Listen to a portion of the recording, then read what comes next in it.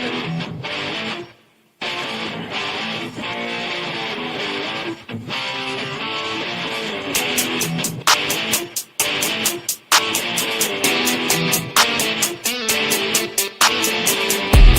to the show.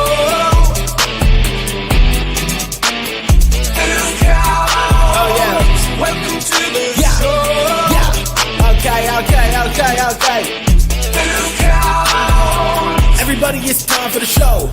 2 count, we about that go. Best in the Midwest, and we up next. Go and ring the bell, rest, cause here we go. Comedy meets wrestling. Yeah, we doing our own thing. Squared circle and a microphone. 2 count on everything. Can you smell what we're cooking now? Other shows, they ain't got that style profile. And while we strut on raised with 2 fingers up, JR, Big Ace, Tommy 2, they something else. This show be dynamite, next level, top shelf. I'm like, ah. Welcome to the show. 2 count. Welcome to the show.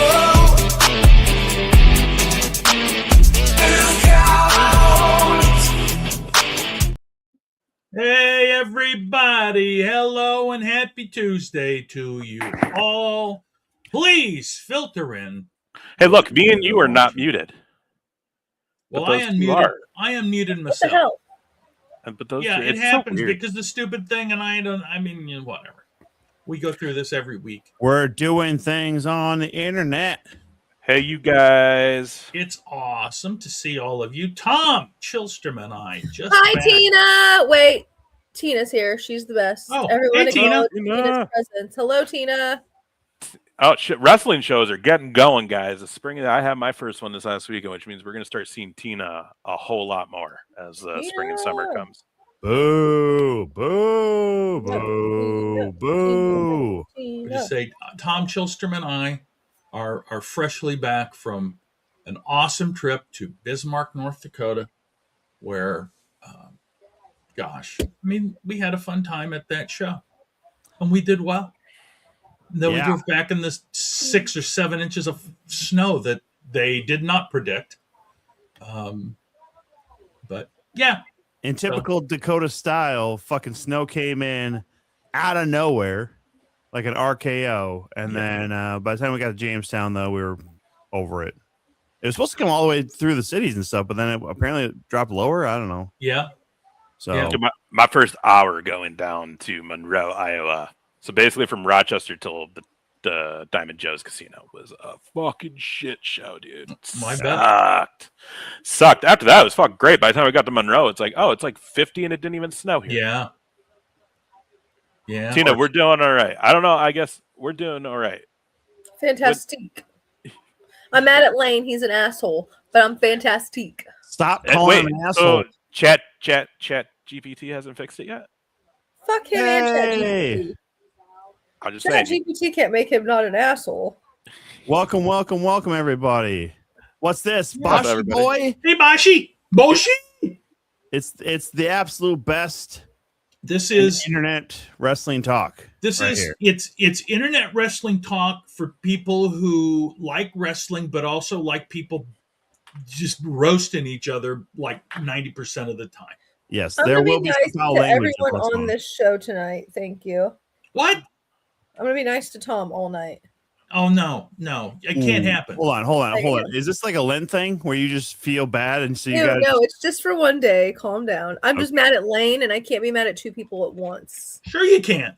No, because then if I'm mad at Tom, I'll be mad at Lane, and I gotta make sure I direct my anger in the right place. I mean, come on. Well, I honestly, I would rather have you be mad at me than you be mad at Lane. Okay, first of all, quit licking his wiener, Tom. All right, we don't have time. I'm not doing that.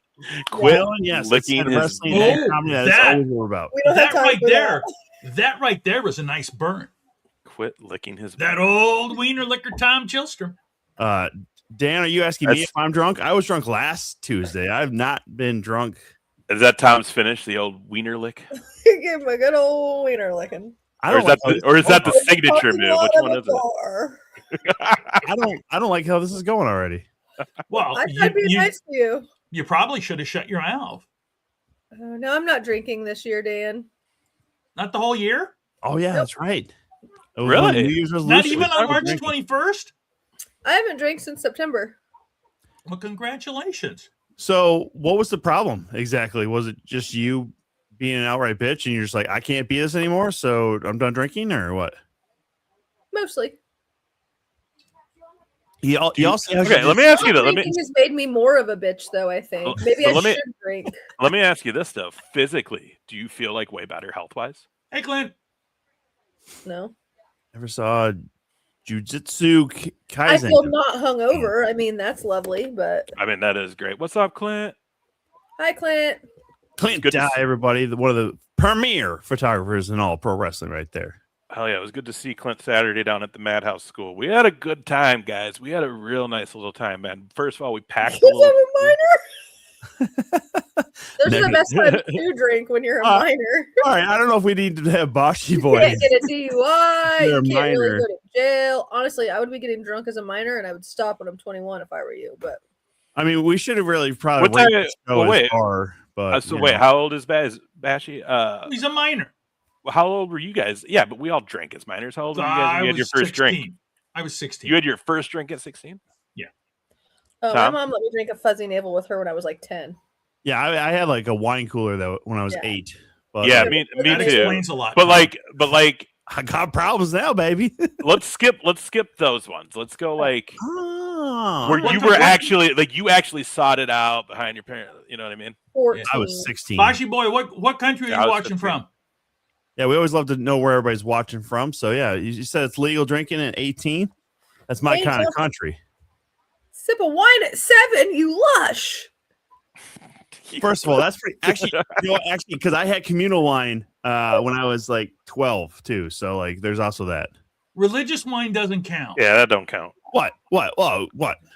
Isn't that like Come on. Jesus' blood? That's Or done. something? Yeah, that's just some dude's blood. That don't count. Yeah. Oh, Colombia, very nice. Yeah. It only counts if you were fucking doing beer bongs of Jesus' blood. I got lit as fuck off of that priest, bruh. You know what Yo, I mean? man, let me get some of them body of Christ to follow this shit up, homie. I'm I hungry. gave him a sip. Hell yeah. I mean, that's the whole thing too. Like, I don't know a single person because upper Midwest in the US. I mean, we're right across the border is Wisconsin. So that those people have been drinking forever and a day with their folks. So I don't know a single person who didn't get a drink somewhere along the line from a parent. In Wisconsin, you're allowed to just drive. You're just allowed to. You can bring your kid to the bar with you and they kick and drink at Yeah. any age, as Yeah. long as they're with I the love parent. Canada. I've never been, but I love Canada. Canada. First blonde Whitney they've ever seen. Okay. Honestly, most very of the nice, guys villain. are brunettes and they're fat, and I don't want to be either one of those things. The villain, the three guys on the show are in Minnesota in various spots, and then Whitney is in Illinois. Yeah. Wants eight slices of pizza. Okay. All right, Bashi. All right. I don't feel That's comfortable in here with a bunch of children. You guys know how I get during these pods. Well, villain ain't a children. Okay, Yeah, he's Villain's 13. okay. He's a teenager. he- okay, he- okay. 13's a teenager. You're right. No, you're not right. villain. Bashi Fuck boy. that Is, shit. Bashi is from 13. Columbia and 13. Villain has been trained. So just Okay. out of curiosity, villain, what have you had some promotions you've wrestled with? Stomach's the void. Hell yeah. Yeah, welcome to the world of fat guys. All three of us dudes on here are way too big. So we understand that stomach's the void stuff. See, villain is not a children. I'm a villain too, villain. We get it. You're not child. Say that I 10 do like times that fast. spelling though with the 2 1s in there. Hell yeah. That's dope. Yeah. All right, hey, let's get into it. Do you guys watch Chamber? Yes. The only spoiler, because I was thinking, right? We have the show at the school; those are usually earlier start times, so maybe I could watch Chamber. But yeah, then 3.5 hour drive home. That didn't happen. So I watched it the next morning, but I also woke up and the Danielle first thing I see on my phone is just Seth freaking Rollins' baby from Whitney, and I was like, all right, cool, Yeah. got to return. Oh, What else? is gonna happen? Sorry. No, I didn't even get mad about it because when I No, I'm not joking. When he walked up, I looked at Mark. I looked at it and I looked at Lane. I said, "That's Seth Rollins. Those are his hands. Like I know those are his hands. That's Seth Rollins." And he then called you a creep or Is that why you're mad? Because he judged you for liking Seth Rollins so much? I know. I don't give a shit if he judges me for that. That's like, that's our man. That's Seth Rollins is his favorite too. I don't care Like, what. did you ever think about the fact that like you got to valet like one of his like more successful students? Yeah, I'm just gonna go to his wrestling school. Honestly, Like, does that ever like come into your head? Like No. you did that. Because Tupu's that's one of the Yeah. main guys out of that Black and Brave I school. better go do it again. I'm gonna go be one of the main girls out of that school. I'm literally quitting my job, and I'm just gonna go be a 40-year-old wrestler. I don't even care. I could do it. If Diamond Dallas Page could do it, I could do it. Mhm. It would happen. Yeah. I have no responsibilities. I mean, I have cats, but they're pretty self-sufficient. As I long as mean, you're home a fair couple point. Fair point. Yeah. I like how I'm the gonna whole DM part of like, yo, can I just get in your school? Can you just let me in? I don't have any money. Can you just let me in? I mean, that might be the problem right there. You know what? that might You not could, work. you could No, you could that's s- more of if you were trying to get into the Madhouse school and you were talking to Malice. So I need to message Malice. Listen, I have no money. Yeah, that's you got a Let better me- shot getting something to work with him than. But here's what you can do. Don't want to know. You can say, I got no money, but Lane will make you steak every night. It's true. I will make him make steak. No, that means I got to make up with Lane, and I'm not there. Oh, Plus, do you Okay. want to like have both? Those I'm on steak. What'd Ooh, you Madhouse. just say I was doing? Strike. Here we go. What is this for a show, or what show is this for? Madhouse. Is this for My March guess is Yeah, that my it's March. application process, so I can be a I wrestler. bet you it's for mamas. Ooh, there's a couple Big of them. Mamas there in Des Moines, Iowa? Madhouse making their Is that what it's debut. called? Is it Here We Go? I didn't even look. Cool. Here We Yeah. Go at Big Mama's in Des Moines, and then sold out May 30th, Rochester Chateau Theater, which I think you two clowns will be here for that, and hopefully the lovely Whitney. Baby Yeah, when Lane. is it again? May 30th. Let me go book my hotel now. Have we tried I snake? should be. Ooh, I it should doesn't be. taste like chicken. I'd love to have snake meat. Snake meat? Oh hell no, dude! I don't even. May Like, 30th. Depends on what kind of. May 30th. What hotel did I stay in last time I was there? Can I stay in that one again? Yeah, the one like right downtown. We didn't book you. You can say Is it never the same place, right? Was it like Hyatt or something like that? Hyatt. Hyatt House. Oh, bless you, Hyatt House. Stayed across the same street. venue, right? Mm-hmm, mm-hmm. The same venue. Very awesome villain. Oh, last graduate of HBK school in San Antonio in 2000 before Man. his return. Oh shit. Okay. He had a school? Yeah, Yeah. you know. Yeah, What? Brian Daniels. Hey, you didn't know HBK had a school? Oh my god! I wasn't What even kind of there. fan are you? Yeah, it's Yeah, Daniel I'm Bryan, right? terrible. Right? Am I right? Daniel Bryan? Hyatt House, Rochester Mayo Clinic. Yeah, that was it. That I mean, was there are like 2 or 3 other hotels that are like right by the venue downtown, but that was where you Okay. stayed last time. What are Oh, those? very cool. Smash Wrestling. Okay. Not too familiar with Smash, but that's super dope though. Like getting some Hell training yeah, from HBK, and even though Yeah. HBK would say that his training ability back in the day was not what it is now. What them documentaries? We'll watch those. Yeah, yeah. If you got a link to those documentaries, villain, post it up there. We'll definitely give a look. So yeah, I mean, what was the early injury, by the way, villain? Like that, persuaded you to maybe not go full time. And what do you think of Tom's brand new finisher, the Wiener Lick? That's not a finisher. God He damn it! he did to be That's not fair. the finisher. What's the finisher? To be Oh, fair, that he signature. upgraded from thumb in the butt. Thumb in the Bosh boy, thanks for stopping in though. Yeah, enjoy the fancies delicacies there. Thanks for Oh, hopping in out there, in the Bashi. ring. Okay, out in the ring. Got it. Mouse is in the house, everybody. Hello, Hello. fellas. Alice, I need to be a wrestler, but I don't have any money. Help me.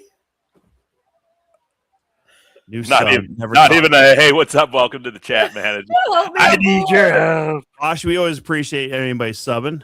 Or hell, Help me, you just help checking you. us Let's out. get rich and famous. Oh, that's harsh, man. Yeah. When you start losing feeling like that, oh, dude, I can only imagine, man. How long did it take you to get over that Oh, God. nerve damage? Were you able to get back up and on your feet in pretty short order? Or did it take a while? I mean, by the way, Whitney Mouse said he needs socks. Did you see this? He needs socks. Oh. You know what? That's fine. I could be your sock queen. Wait, is all your funds going to go to Malice then to pay for the It's gonna have to, I guess. what in the trailer park? Yeah, that's it.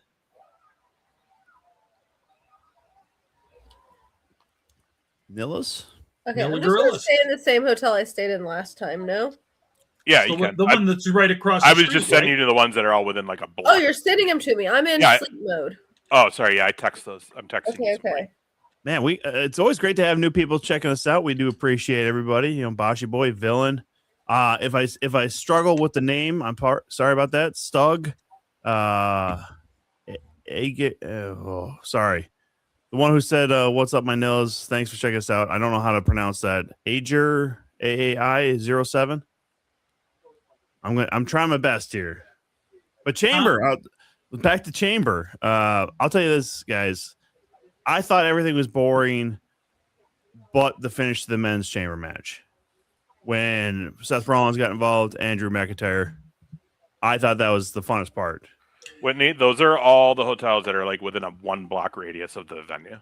Yours is like 3 blocks down. Tomorrow. Yeah. So my big complaint Uh, with Stugatz Dank. I want that hill. Hell yes, there's at least 2 of us that Scots. loves the Dank. That makes makes way more sense now. I'm stupid dumb. Here's one of my biggest complaint though about Elimination Chamber.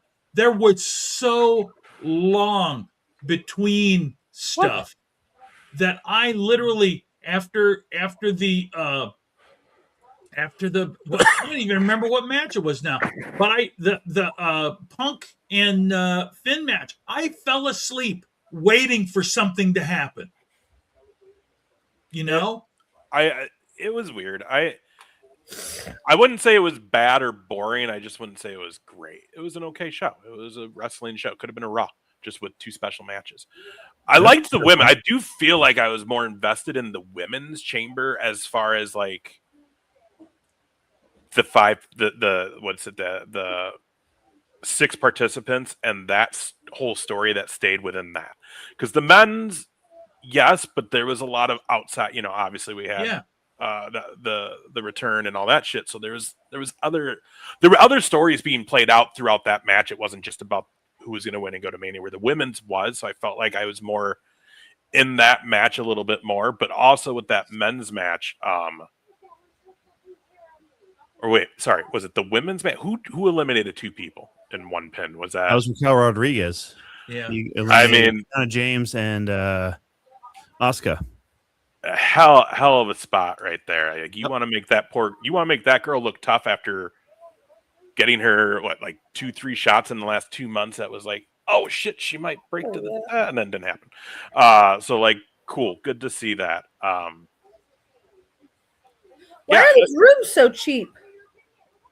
Because you're getting it early, and it's also after Memorial Day. It is the weekend. If there's nothing going on in Rochester on the weekend, the rooms are cheap.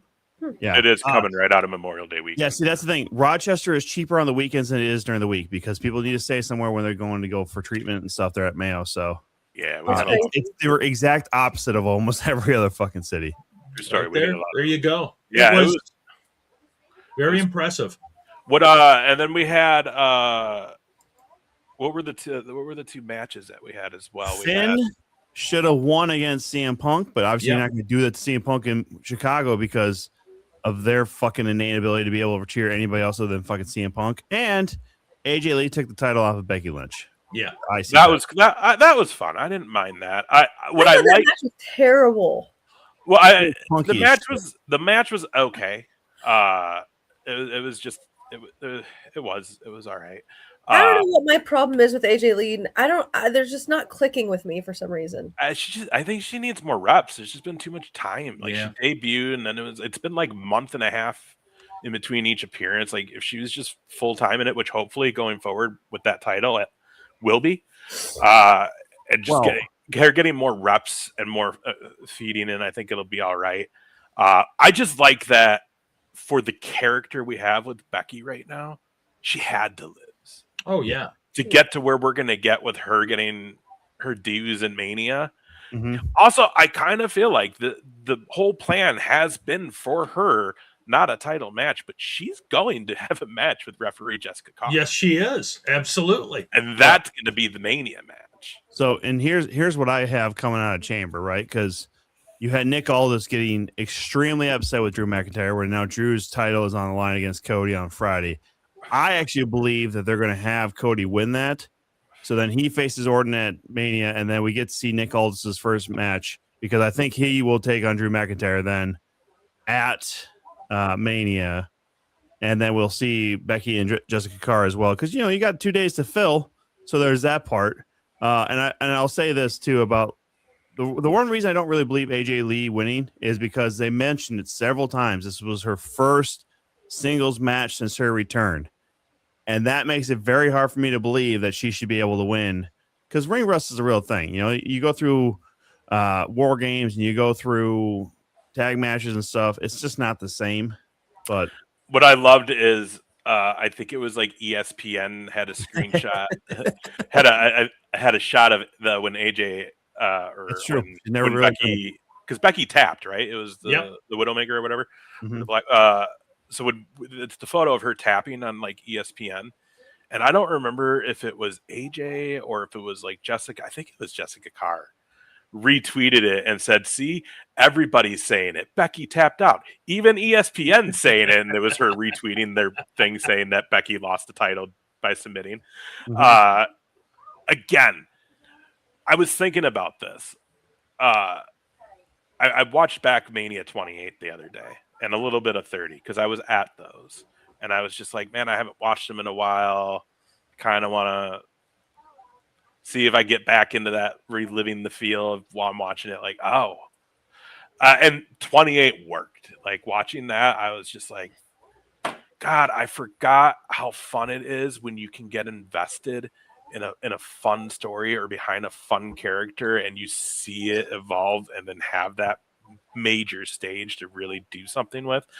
And like 28 it's pretty stacked with that. I mean, you had the whole Brian Sheamus and the Brian.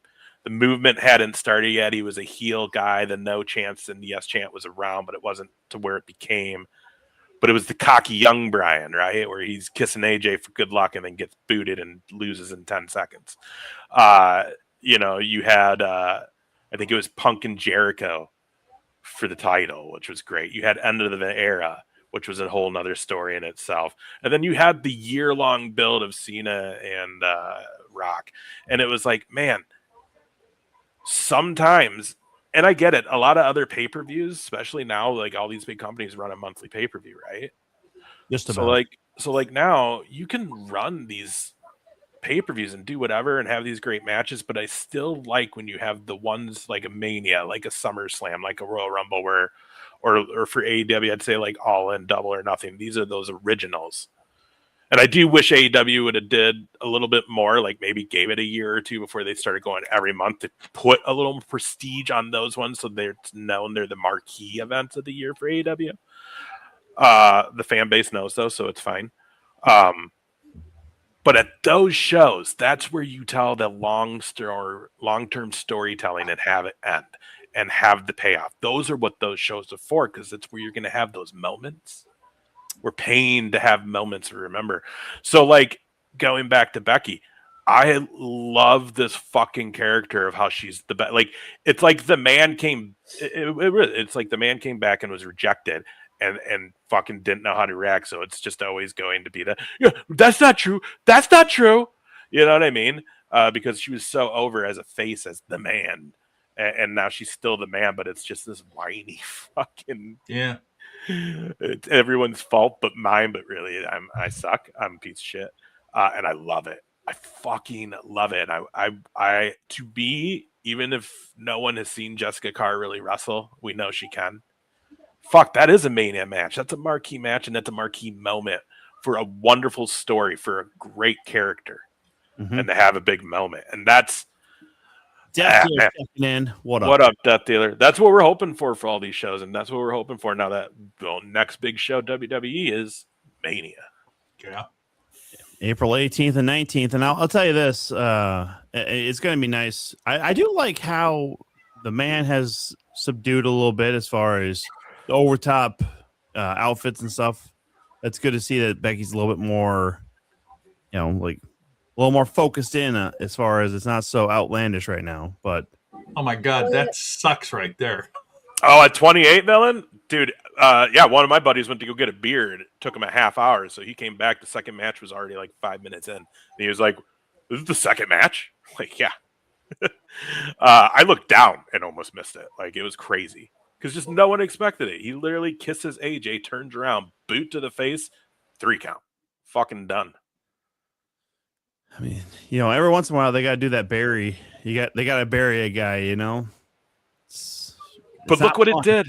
But look what it did. 2 years later, I watched 30 again, and he gets the fucking Triple H fucking tap out or roll up, and then he gets the fucking triple threat. And again, that show needed it, because when Taker's streak got ended that night, like if we didn't walk out of there with a happy note, that place was gonna riot, dude. Okay, I booked my hotel for May 29th through 31st. Oh shit. You're gonna be there a night early? Oh shit. Whitney is coming, y'all. Hotel Indigo. Is that an okay one? Oh yeah, that's right on Broadway. Okay. So like literally the building across the street, you're gonna go like behind the other side of that block and up one block, and you're at the venue. Where? But you're gonna be by all the restaurants and bars and shit now. You won't be kind of like away from it. We're going to Rochester in May. Bring your clubs.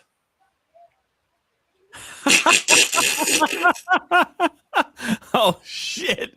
What a fucking glare! And it wasn't even towards for the weekend is only $320.44. Yeah, for 3 nights. And again, you're right on Broadway. Well, 2 nights, 3 days. Yeah. In fact, there's a somewhat decent Friday to Sunday, but we'll have to take Friday off work because it's like an 8-hour drive. We're gonna have to leave at like 6, 7 in the morning. What time are we golfing on Fridays? You guys can do whatever the fuck you want. I'm going to. We'll figure it out when we get closer to. We'll do either Friday or we'll do. It's literally the last weekend in May. Might have to be a Saturday morning, just because I got to get to the venue at a decent time for setup. But yeah, we'll bring your clubs. If we leave at like 6, 7 in the morning, we're not going to get there till about 3. It's just so much fucking golf.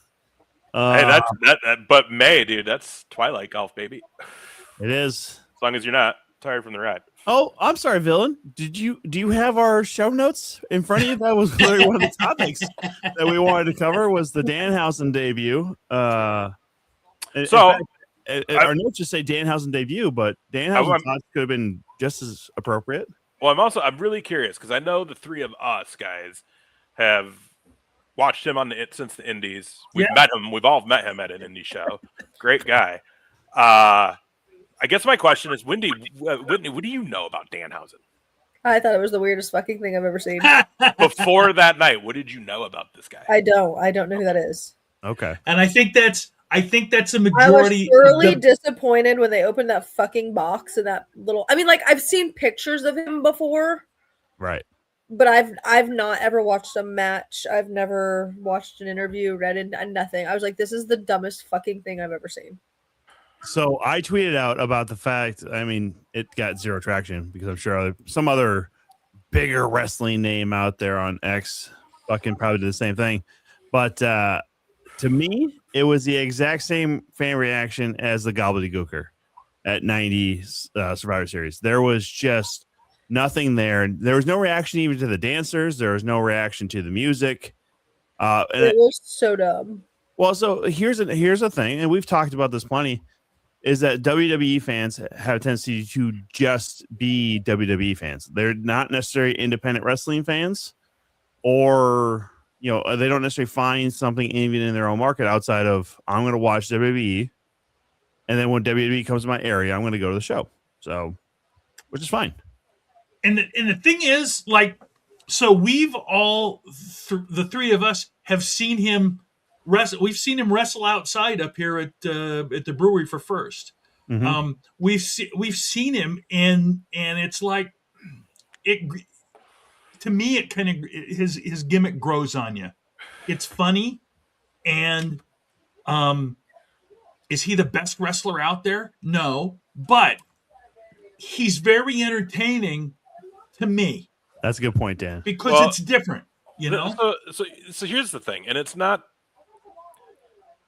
when you're on the indies, a lot rides on also the personality and the character. Yeah. You know, like on TV, you can get by with just a look and being good in the ring.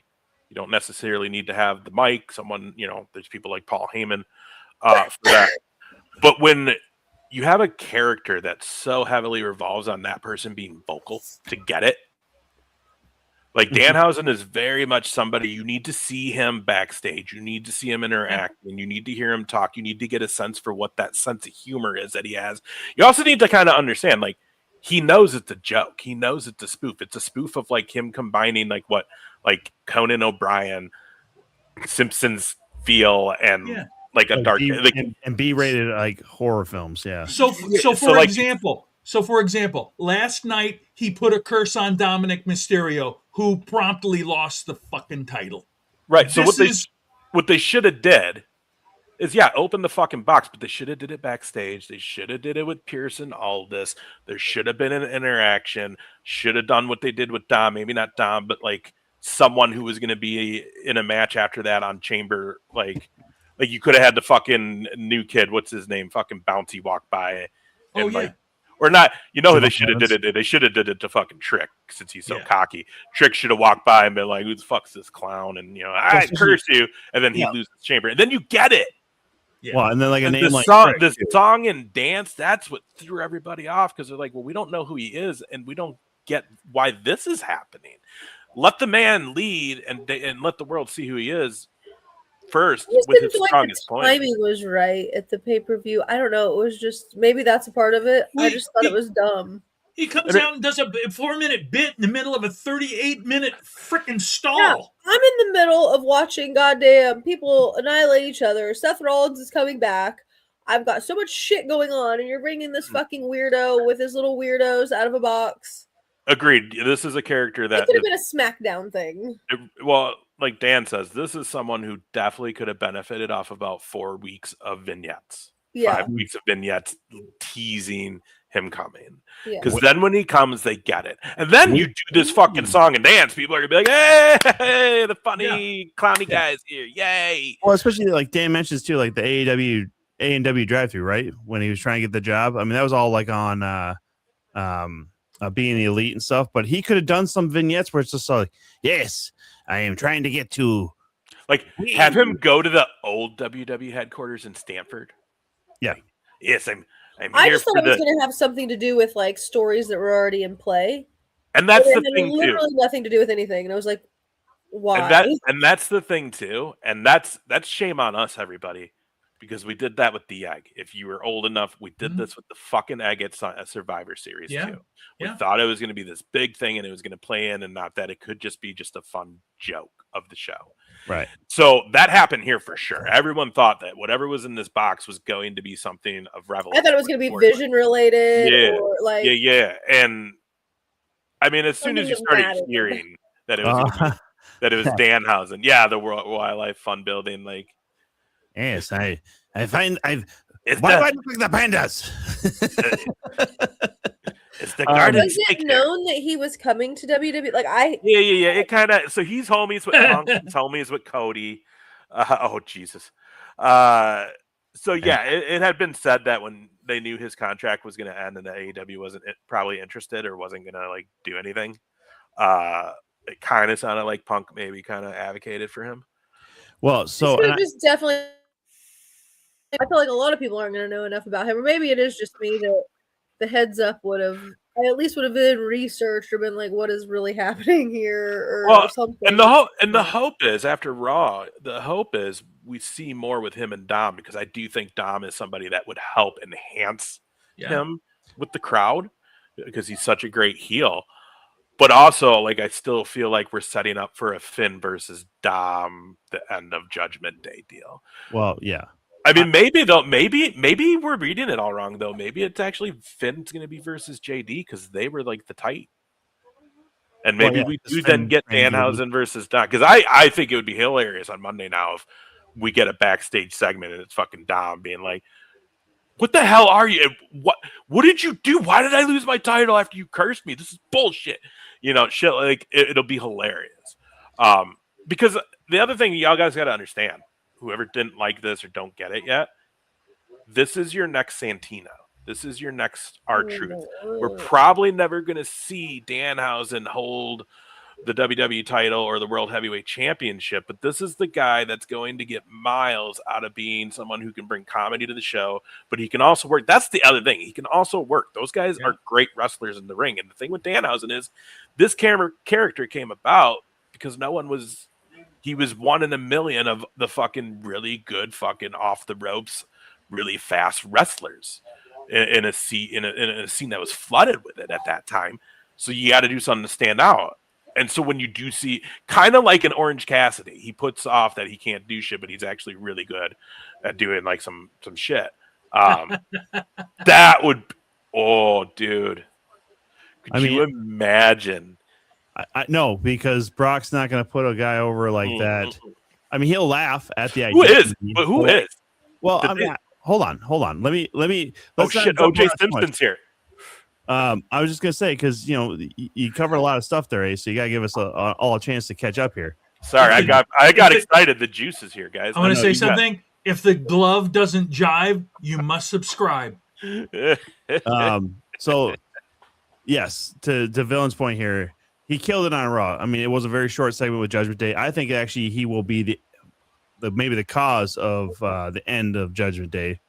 As you were mentioning, as far as Finn and Dom or whatever, or JD, because JD already hates him, right? Because he knows Dom's name, he knows Finn's name, he doesn't know JD's because, well, it's JD. OJ. Doing good, OJ. Doing good, Juice. I mean, it's great. From the grave, too. Brock versus Goldberg. Shut the fuck up. Fuck Goldberg. Fuck Goldberg. It's like Rock calling. Yeah, Adam Pearce, Stone Cold. Yeah, but so. The glasses. Do you want to say hi, or do you feel left out? Yo. I ain't making We're mad at Lane. Oh. No, you're mad at Lane. Shut the fuck up, Tom. All right, fair enough. We're going to be fine with him on March 21st, though, right? For a few hours. No. No fucking promises. And May 30th. Yeah, Shut so the fuck up, Lane. Danhausen doesn't need to wrestle much. I mean, again, it could be mostly just backstage stuff. Yeah, the comedy part is what he's going to be brought in for. I would actually love to see an angle where you maybe see him and R-Truth. Yeah. What do you think of it, Lane? Who? Danhausen. That's what he remembers. The clown. Don't remember. Elimination Chamber. No, The guy that came out of the box with the clown face. I didn't see that part. Damn it, Lane. You're useless to us tonight. Sorry, bud. Lane's discombobulated because I'm speaking to him. Yeah, honestly. Danhausen cursing Brock is hilarious. Well, I mean, that's the thing. I mean, if Brock gets, added into any kind of lawsuits and stuff, who knows? Hey, old school is good, but Goldberg sucks. Like, he wasn't good then. He's not good. Bill Goldberg. Thank you, Gunther. Thank you, Gunther, for being one of the best ever to do it. Of course, you're supposed to fight Roddy Piper at WrestleMania, but then Mr. T took your spot, right, OJ? Shut the fuck up. The juice. Yeah, that's actually pretty funny. Yeah, truth be like, hey, you look a lot like Sting. He can't though. That's the thing. He can't now because it's been online so much that he's going to do that. Like people have been making memes already of Truth being like, "Hey, Sting." What? So like he has to come up with something different now. Maybe. Yeah, Danhausen's tattoos are scarier than Brock's. Yeah. The flamingo. No gold, it's did. Keurig. No gold, it's did. What the fuck does that mean? Oh, gold does replace you. Oh, okay. I see. Okay. Oh, so you were supposed to be in that Hollywood backlot brawl that we that monstrosity. You guys remember the car chase from that match though, right? Yeah, that was great. Fucking OJ. They all got dropped. You were there. You were involved. We know. We saw the TV. Yeah, so remember my chase. I guess my final word. Sorry, Tom, but I remember watching that live. That WrestleMania, Anaheim, right? The fucking the pond or the Honda Pond or whatever it was back then. And I remember when they show Goldust taking off in that gold Cadillac, and then they turn back and here's Piper getting in a white Bronco. Like immediately, even as a kid, I'm like, are they gonna just show the OJ chase now? And then they fucking cut to footage of the OJ fucking chase. and they're driving around town, and then they come back to the arena, and it's just like, I do not remember this. Don't worry, you weren't really missing much. That match sucked. yeah, it ended with. It ended with fucking Piper eventually just grabs Goldust's dick. So kind of probably like a wiener lick, like Tom's going to start doing. But did one of those squeezes, but at one point kisses Goldust, but also then strips Goldust's gold jumpsuit off to show that he's wearing lingerie underneath. And then Terry has to cover him in her fur coat, and they go running out of the arena. And then he brings his son in to celebrate Piper. Yeah. After derobing a man to lingerie and kissing him and grabbing his dick. It was an interesting night. Yeah. Every time WWE went Hollywood, it was never Hollywood. That's a very good point, Villain. You might not remember, Whitney, because you were probably too busy because that was the Iron match for Michaels and Bret Hart. So you might have been really invested in that one. My honey. Yeah, that was the night. Honey. That was the night the boyhood dream came true. Now Seth Rollins is my honey. I mean, Lane's technically your honey. No. What was the pop like when you were watching Chamber and you saw Rollins?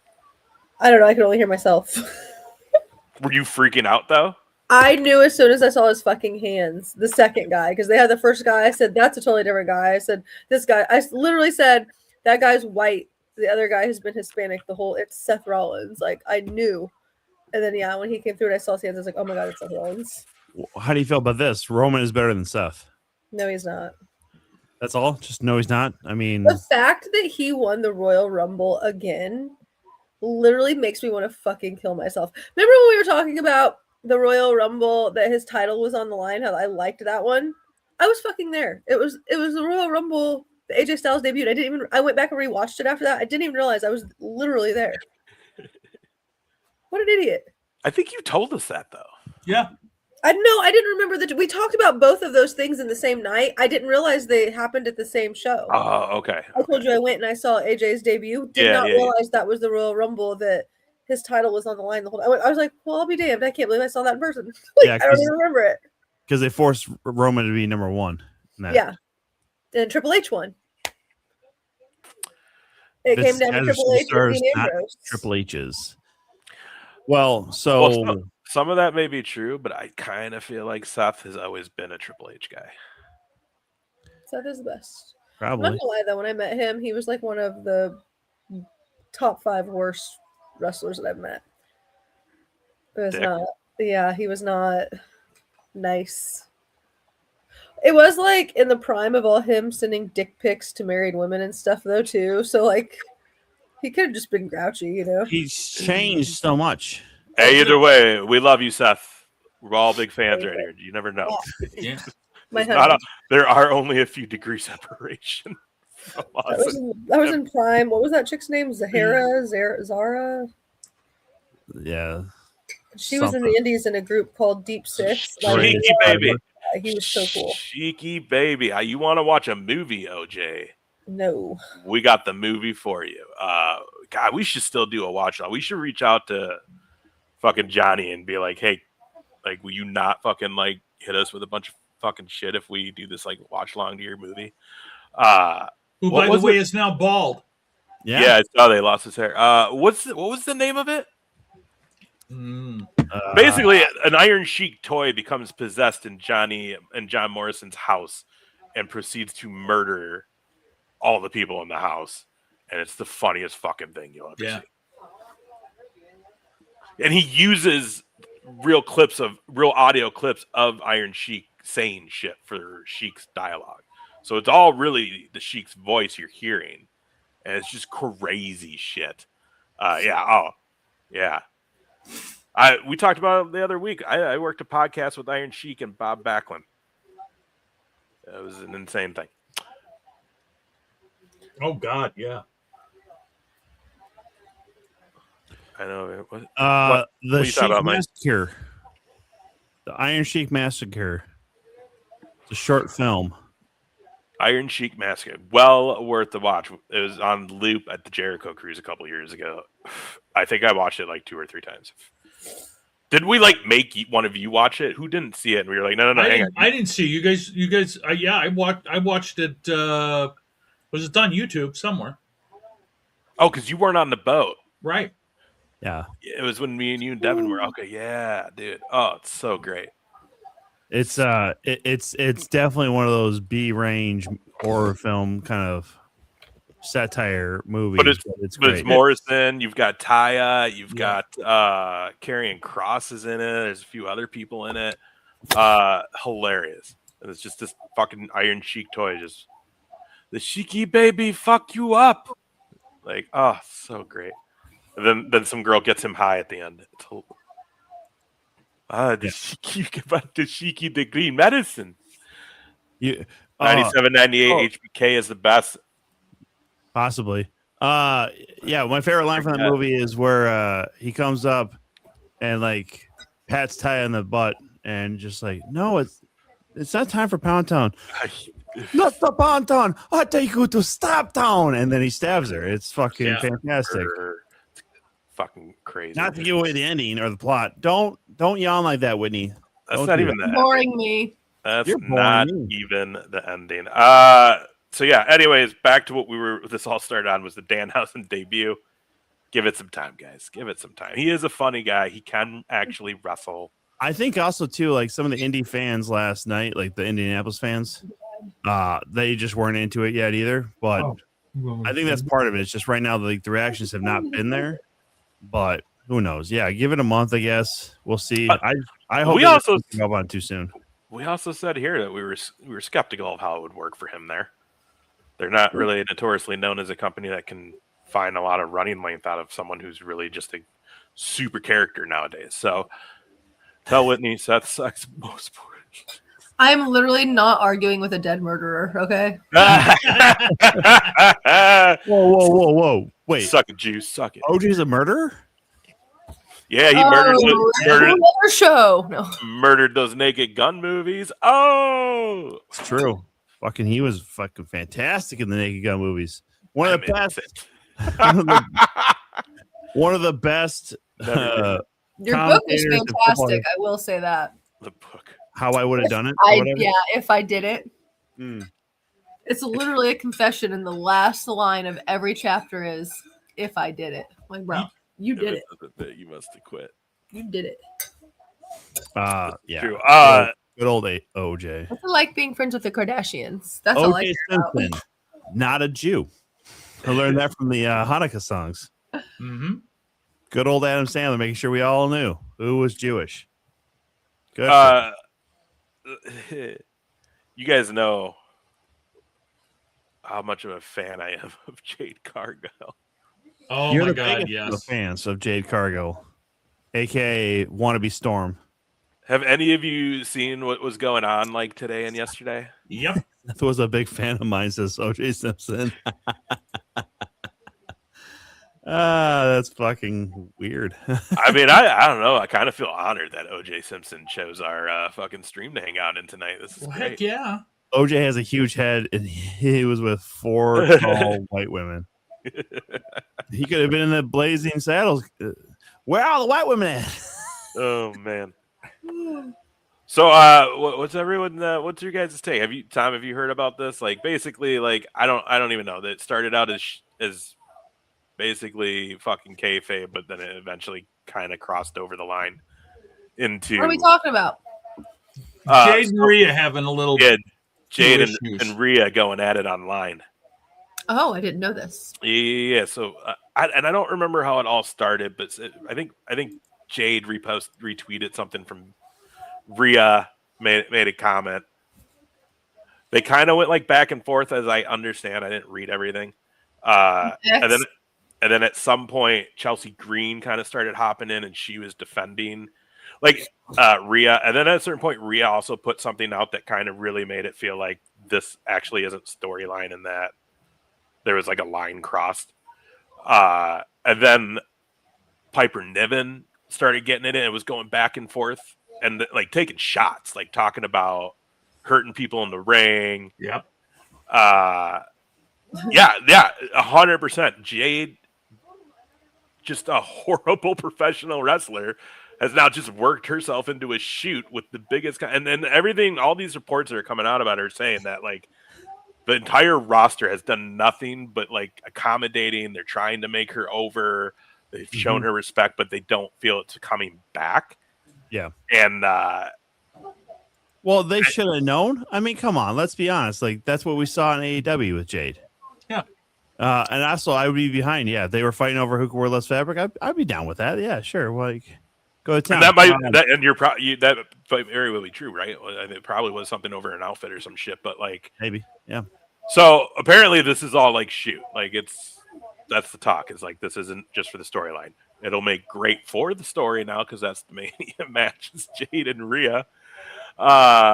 Very true, OJ.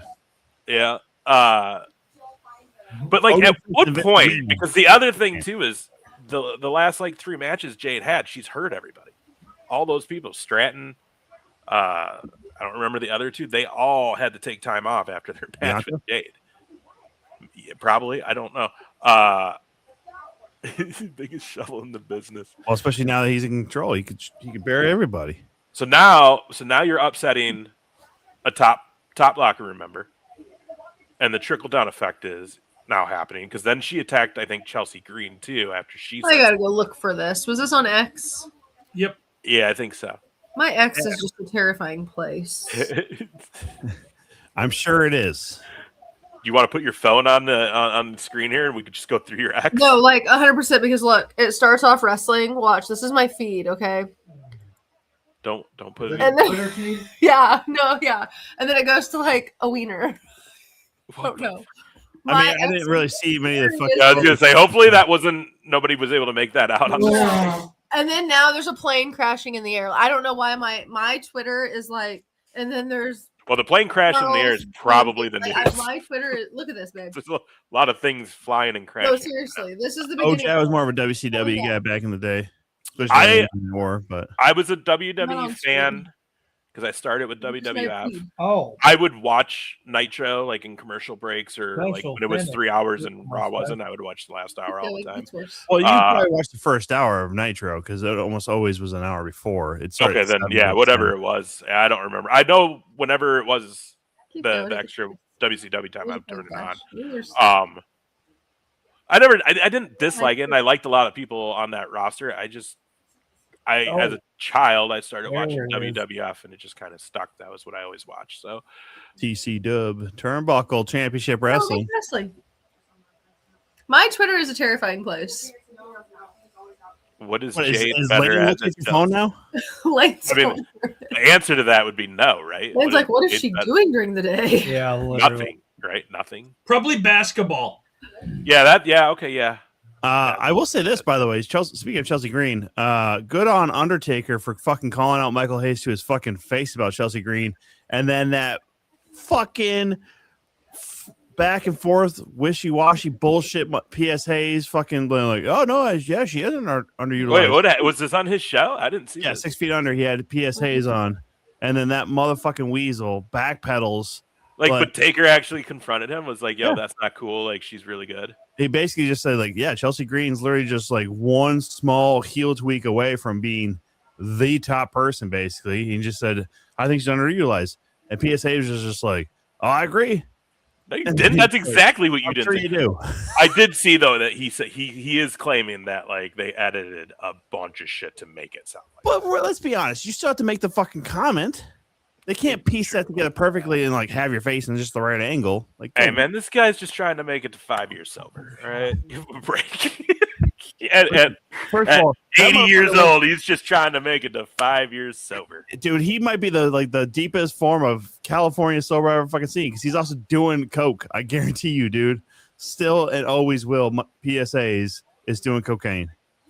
Stone Cold come on, for Stone sure. Cold. As far as an actual in-ring, Although I would have to say, I think the gimmick. yeah, Hogan, Michael Hogan, POS that's Hayes. bigger. I hate quitters. Yes, Mike, we are very well aware that you hate quitters. Oh, I should have worn my Madhouse hat. I got a Madhouse hat now, Tom, and it's not like yours. No, wait. Well, mine also has sweat stains because I wore it literally the first night of after buying it and then helping clean up and sweating in it. So Mhm. Well, that's true. Yeah, OJ, it's hard to argue that one, OJ. It's hard to especially argue. over the course of time. Like Stone Cold didn't have the longevity that we all wish he would have, but as far as his time though, when he got over to WWE, I mean, thank God they didn't go with the Ringmaster thing. But once he became Stone Cold and he hits that fucking Austin 316 promo, dude, I don't know if there's a bigger draw and like a singular like run like, over the history of Hogan. Yeah, like he's got more big gates than Stone Cold, but Stone Cold was the man in the late 90s. What? I don't think she knows who Kip Wilson is. Hmm. Do you know who Kip Wilson is, Whitney? No. See, there you go. I literally only watch WWE. See, I'm trying to watch. I'm trying to find this beef. of course you are. I love drama. Yeah, we know you're probably making the shit up with Lane just to. Lane's a fucking asshole. He's not a fucking asshole. I hope he likes Where's the the couch. That's where he's gonna be. Jesus. You know, the funny thing is, yeah, Kit Wilson. It's not Kip Wilson, it's Kit Wilson. Anyways, what my question was going to be though is like, how much more do you put up with Jade before it's like, okay, we made a mistake, time to cut it loose? I don't know. I mean, because if she's willing to just make sure she gets that money, she could stay in WWE forever because she could just fall down the card. I mean, she could, but I also think, and I think this was, I mean, obviously we saw that this became an issue, I think, too, over in AEW.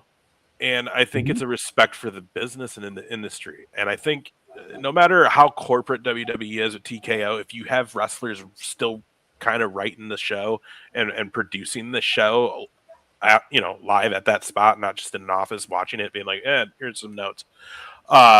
There's going to always be that mentality of like, you have to have respect for this business. Otherwise you don't belong in it. Even on the indie level, we see this at every show we're at. We show that as well. Dylan knows probably for sure too. Like you just show. Piper really gave it to her. Who? Piper Niven. Yeah, Piper Niven went hard on Jade. To embarrass you on this app, give you the ring time, and you'll do it yourself. Yeah, dude, she went hard. Then those are the two that like started talking about like, because she made a comment about like vacation or something, like talk about hurting people. There's so much. Yeah. Tap dancing, Chelsea. Woof woof. So just villain real quick. Kit Wilson, I like where it's going, but it's fucking annoying. Like the character Kit Wilson it's annoying. And I get it, but also I feel like Tyler Breeze has always done it better. Just saying. Prince Pretty, you can't fault the man. Piper was half straight face too. Yeah, well, that's true. No, honestly, yeah, Jade Cargill getting into heat is no. It's not really even a story at this point because again, she lost favor with that AEW locker room. She doesn't want to work, hard. It seems like at training, she's already lost the ability, I think, to put a match together with anybody of any real fucking talent. I mean, she's got to get carried, right? So, Whitney, I want you to give us a couple of highlights you see, but before you do that, JR, I want to hear what you say. I was going to say, I think the reality of Jade Cargill is this. Ireland, if baby. you recall, hey, all right. she wanted to not wrestle anymore. She wanted to be in movies. And she's not a good enough actress to do that. And so that's why she went to WWE, because she was going to get paid more than at AEW. But still and all, I don't think she wants to wrestle anyway. And that's the thing. You can see it. Yeah. Well, she wants to be Storm. She wants another X-Men reboot. She wants to be Storm. That's why the whole fucking look is. That's why the whole storyline is. But she's missing the point of, if you want to get there, you have to respect and honor where you're at now and pay those dues to get there. And then maybe it will happen. Maybe it'll be a reality. The Rock didn't just walk in and be like, yo, my grandfather and dad are legacy. Yeah. Give me a title. Like, the fucker still had to go train. He still did indie shows back then. He still did all of that. He never once had the attitude of, I deserve this because who I was. When he was the shits and everyone hated him, he figured out how to make it work for him. Right. And anybody Alex, of Ireland, by the way. Sorry. We saw that. Anybody Yeah, who's- much love to any- Ireland, baby. Anybody who's made it from wrestling into movies Yeah, they didn't do it because of how they looked. I would say 95% of the time, it's because they showed what the hell they could do in a wrestling ring. I mean, you got Cena's doing great things in the middle. Of course, The Rock, Batista, not quite as much. But let's be honest, Batista has not showed as much personality as those two guys. Hold on. right? Now. Have you seen? He actually, yeah, I haven't seen it, but the new one that just dropped with him and Momoa looks good. I heard it. Yeah, I mean, don't get There's me the one he did wrong. with Gruber, right? Or Oh something yeah. like that. Yeah. But that all I'm one's saying is, don't get me wrong. Yeah. When charisma. he was now, he's developing now because he's done well with the parts he's been given, right? Yeah. But they didn't just like pluck him. You know what I'm saying? So, like she literally, it's like I'm just doing this till I get where. Like again, it's like I'm here. She looks at it as like WWE's benefiting because I'm here, and it's like no. All right, what do you got? You got some highlights here? So it started because someone posted Rhea Ripley goes to her 7th WrestleMania in a row, and she's competed for a title at every one. That's huge. That's awesome. So she's competed for 6 different belts at her past 7 WrestleManias. And Rhea retweeted it and said, I guess I'm that bitch. And Jade Cargill says, no, boo, you were the second option. At me next time so I see it. So Rhea tagged 2 separate videos of like different years of Jade Cargill saying her dream match would be Rhea Ripley. And then Jade posted another video. It's too long. I don't know what she's talking about, but like of her as champion. I'm assuming talking shit about Rhea, and Rhea told her all she does is talk. That's literally it. And Jade said talk, like the hours you spend talking to creative. And then like all hell broke loose from there. yeah. Well, I mean, let's be fully real on this one. Jay was gifted a title that she didn't earn. That She hasn't done anything since she won it. Well, she keeps hurting people. No, I'm just saying. Even in AEW, she was gifted that title when everybody wanted 100%. Ruby to win it, 100%. and then she comes to WWE and she gets gifted a bigger fucking title, Yep. and then can't defend it properly without hurting people. So I mean, Jade said, "I guess she'll do." A comment that I missed about Rhea when Rhea won Elimination Chamber. She tweeted it and said, "I guess she'll do." And that's when Rhea posted her saying that Jade had said Rhea would be her dream. Well, and so here's I hate the that they thing, get so out of order on here. Yeah. So Liv Morgan's like little vignette about why she chose Stephanie Vicker last night is a fucking great piece, because also it literally is pointing out that Jay was not even necessarily an option to her because she wanted to go after somebody who keeps talking about their past, because Liv doesn't live in the past, right? Liv lives from the now and the future. Like she's always going forward. So it was a great little promo package that Liv laid out last night. So it's not like Jade can say that this is, well, you're second choice. No, bitch, you're the second choice, because that Liv and Stephanie Vicker match is probably going to be fucking great. Oh, it's going to be so and good. Rhea's going to fucking bless the world so good, dude, by putting you away, hopefully. Like, not like kind of.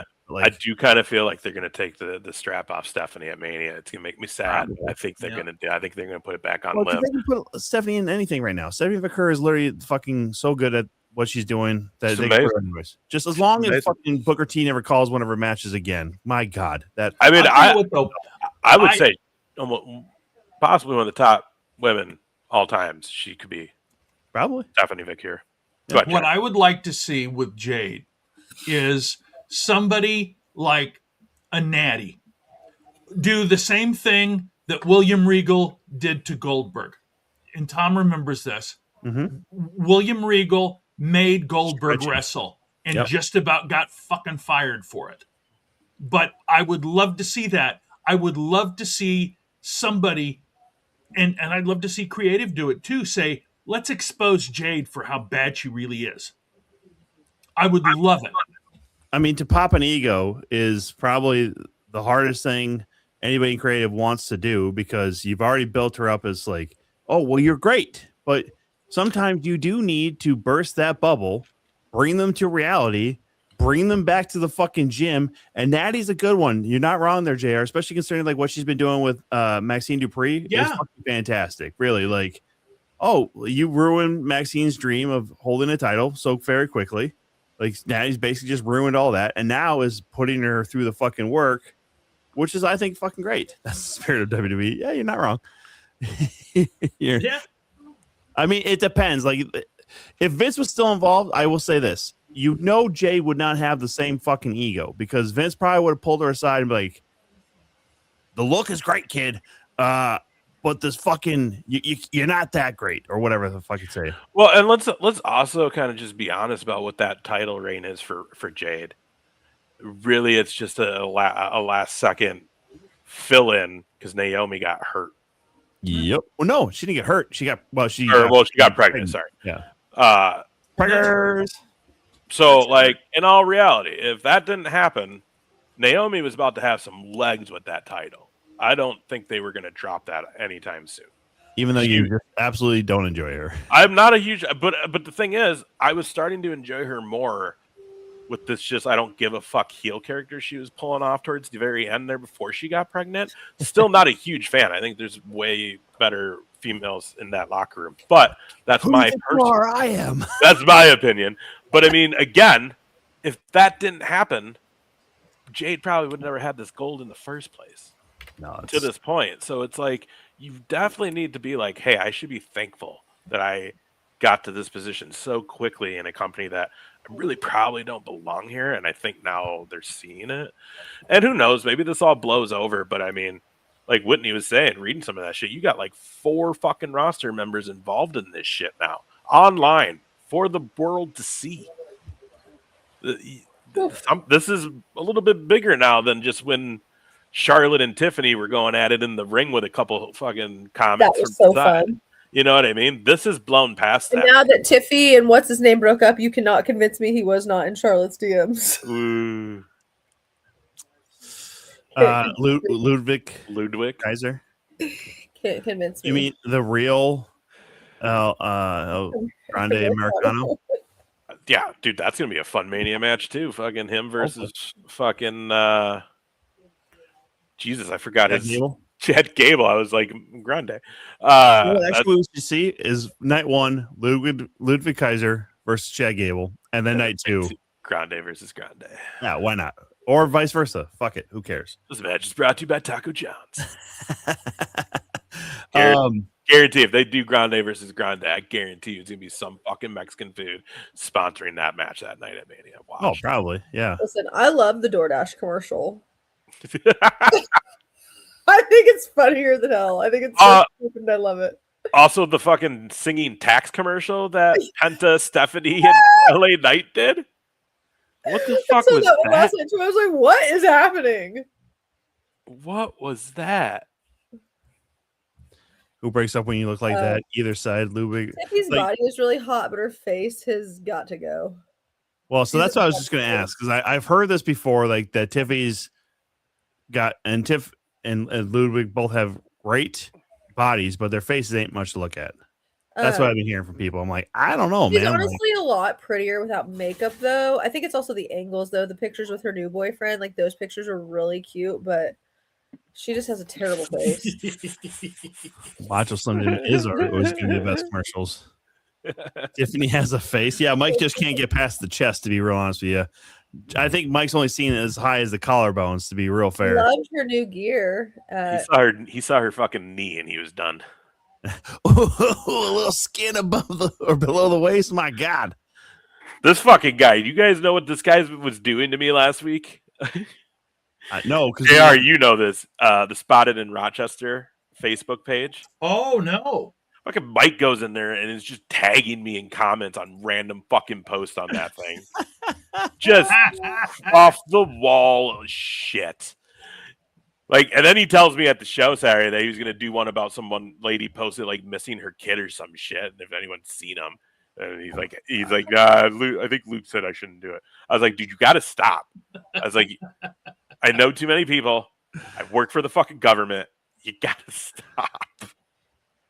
It was funny though. He put some fucking fun. He put some gems up there. Anyways, Jesus. yeah, I don't know. What pretty people get sick of pretty people? Isn't that what they say? No, well, that's what they say, and then also, And if they you show come me for a the hot chick, I'll uggos show you the like guy who's us. done fucking. Yeah, that's what it is, right? You show me a pretty gal, I'll show you the guy who's done fucking in her. Or- Yeah, that's the saying too. I mean, Either way, though, love to see some Jade Cargill get fired. That's where that all started from. so here's actually one thing I was thinking about when we were talking about this. So Jade gets to go from AEW to the main roster. Then they put Mariah May, who's clearly a higher fucking talent, Right.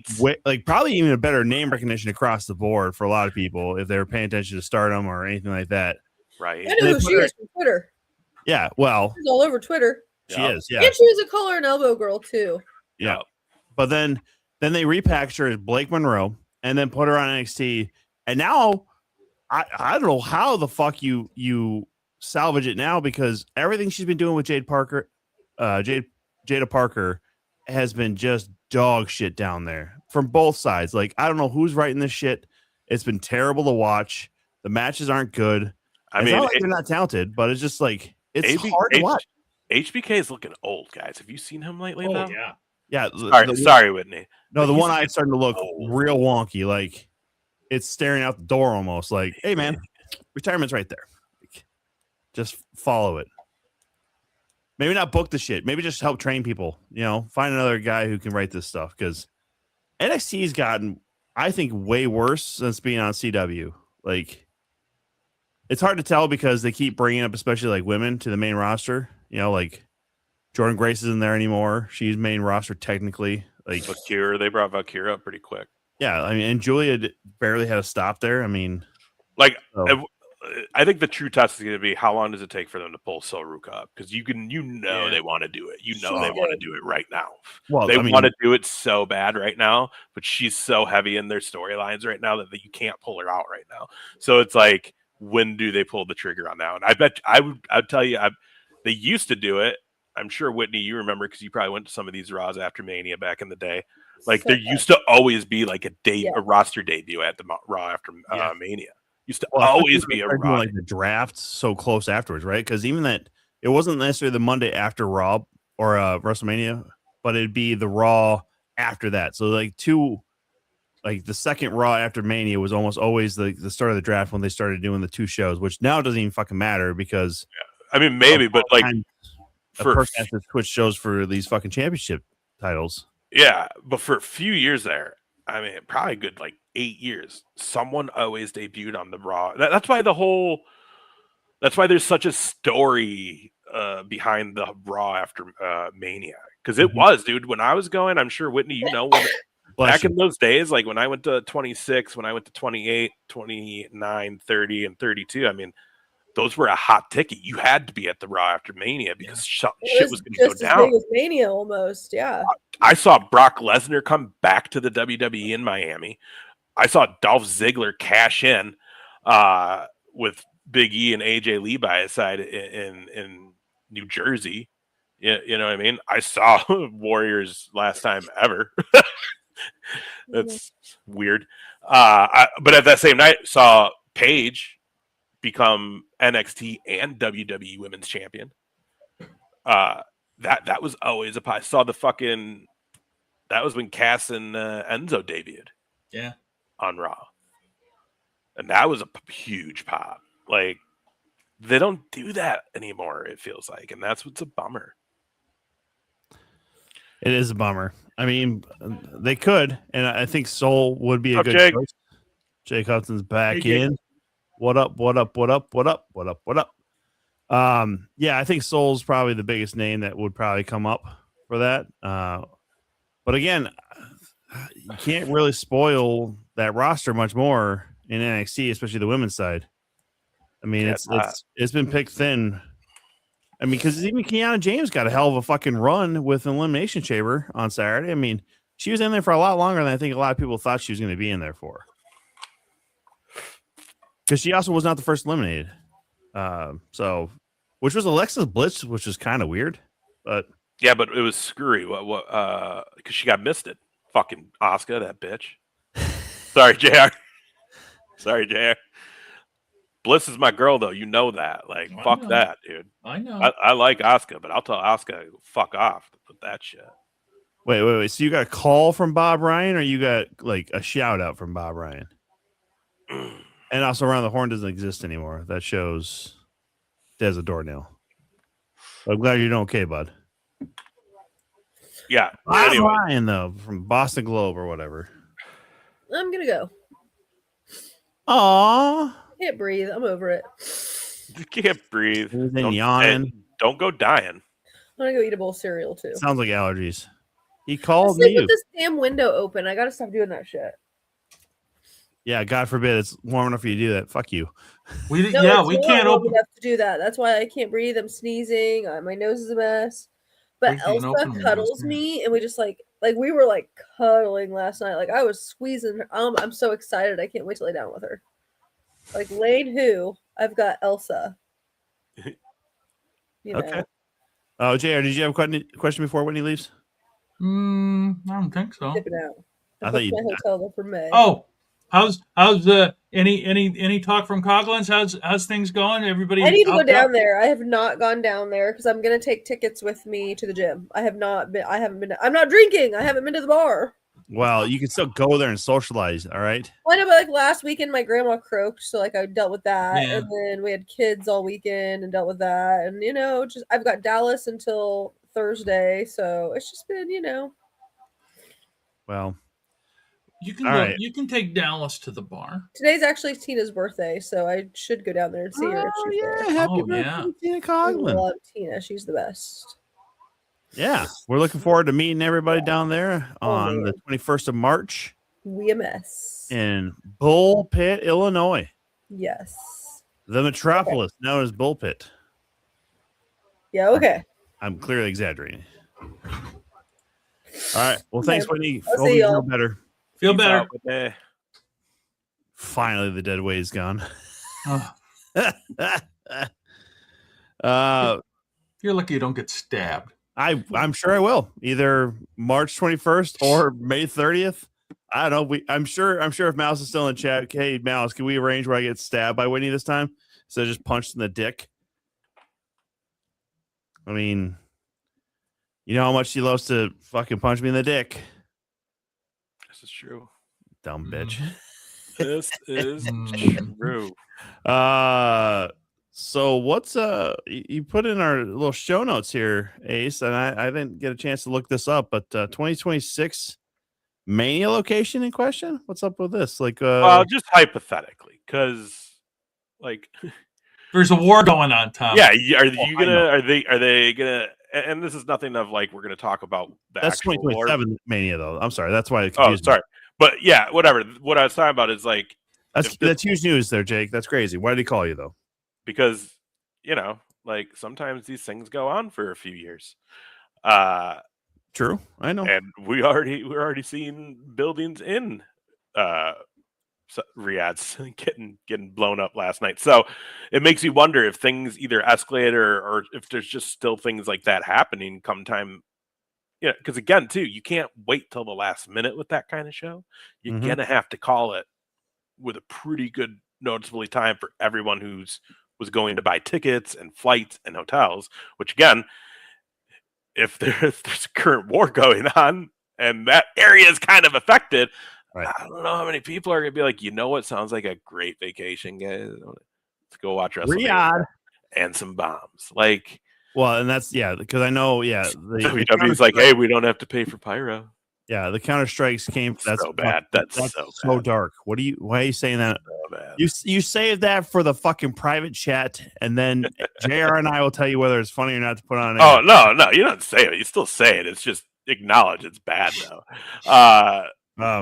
But in all seriousness, though, it's a serious question to ask because we are getting very close to like we're a year and a month or way.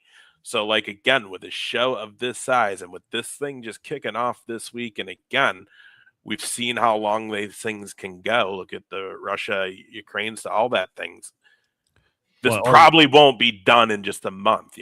There is a legitimate possibility that this could go on to next year this time.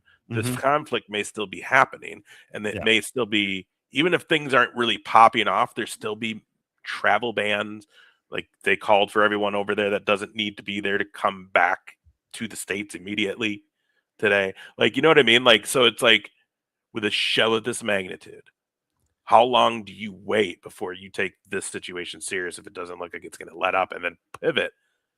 And then do you go back to New Orleans, who is the rightful holder of that 2027 Mania? Where do you pivot? How do I you do mean, that? I was gonna say like there's probably multiple options, right? So the Twin Cities has obviously been craving a fucking Mania. We were supposed to get the first ever 2-night SummerSlam. We're gonna get that this year, but obviously they already did New York City or MetLife with that. Yeah, you could go New Orleans, you could go Vegas for 3 years in a row. People have started saying Indianapolis is a fucking possible home because of Lucas Oil Stadium.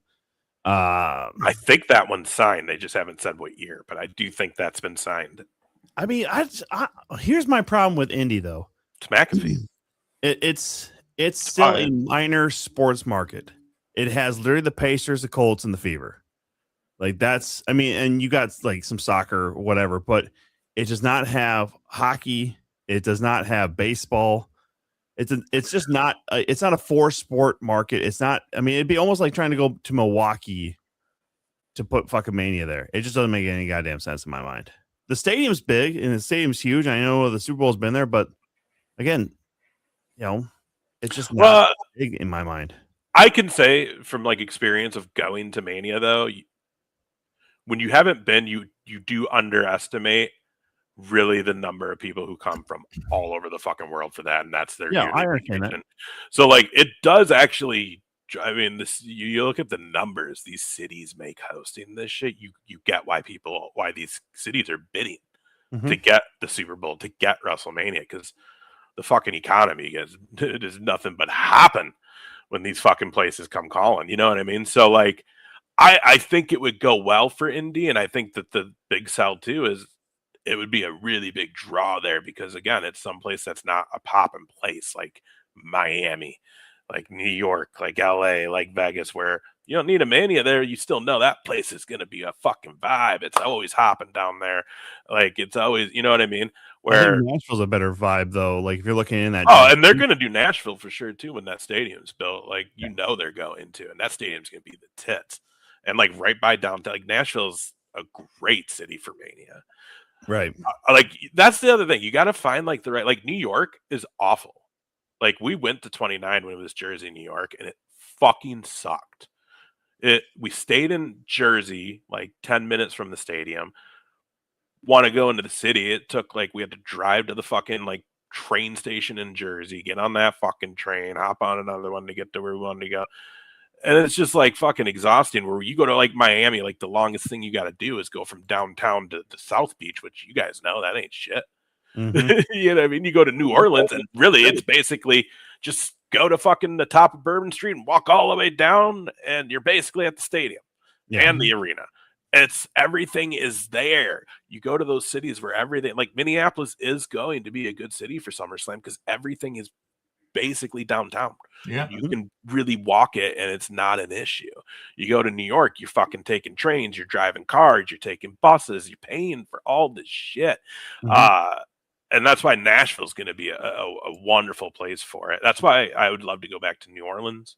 Well, I thought about it when they said it was originally going to be there. Like Seattle, cool place, but those stadiums, they're not like they're like away from being downtown. well, and Seattle is also kind of it's a weird space, like in general, how it's kind of set up there, because it's not packed in. Like there's a downtown, but it's not like Minneapolis downtown where the parameters. Like this is where things are going to be. It can be kind of sprawled out, but also you got to look at and my biggest worry with Indianapolis is the fact of is that international airport big enough, right? Because Kansas City, right? Like there's talks about that, like the Chiefs getting a new stadium, so people are like, well, what about Kansas City for a future big wrestling event? Kansas City International is the smallest international airport in the history of the world, right? Like I'm sure a lot of people have watched Ted Lasso. Every time they say that he's taking a flight from London to Kansas City. I'm like, no, he's not. No one in the right mind has a fucking direct flight anywhere in the world directly to Kansas City. Not only because it's middle of the fucking US, but it's so fucking small. You can't possibly be like, yeah, we can definitely fit in a jumbo jet from fucking London right now. No way. So again, that's my only fear with Indianapolis is the fact that it's just never like airport usage is going to be a huge thing, right? Like Dallas is one thing because you have DFW International, but you also have Dallas Loveland. Like you have multiple technical international airports in that area. So that's why AT&T, obviously AT&T Stadium being so massive anyways, Cowboys, all that sort of stuff. And there's a lot of things to do in that area. Like Arlington literally made it. You don't need to go to Dallas proper or Fort Worth proper. Like there's an area here to just fucking party. So, but I mean, man. Yeah, I mean, it'll be interesting to see because again, we're living in a crazy world. Tensions are high.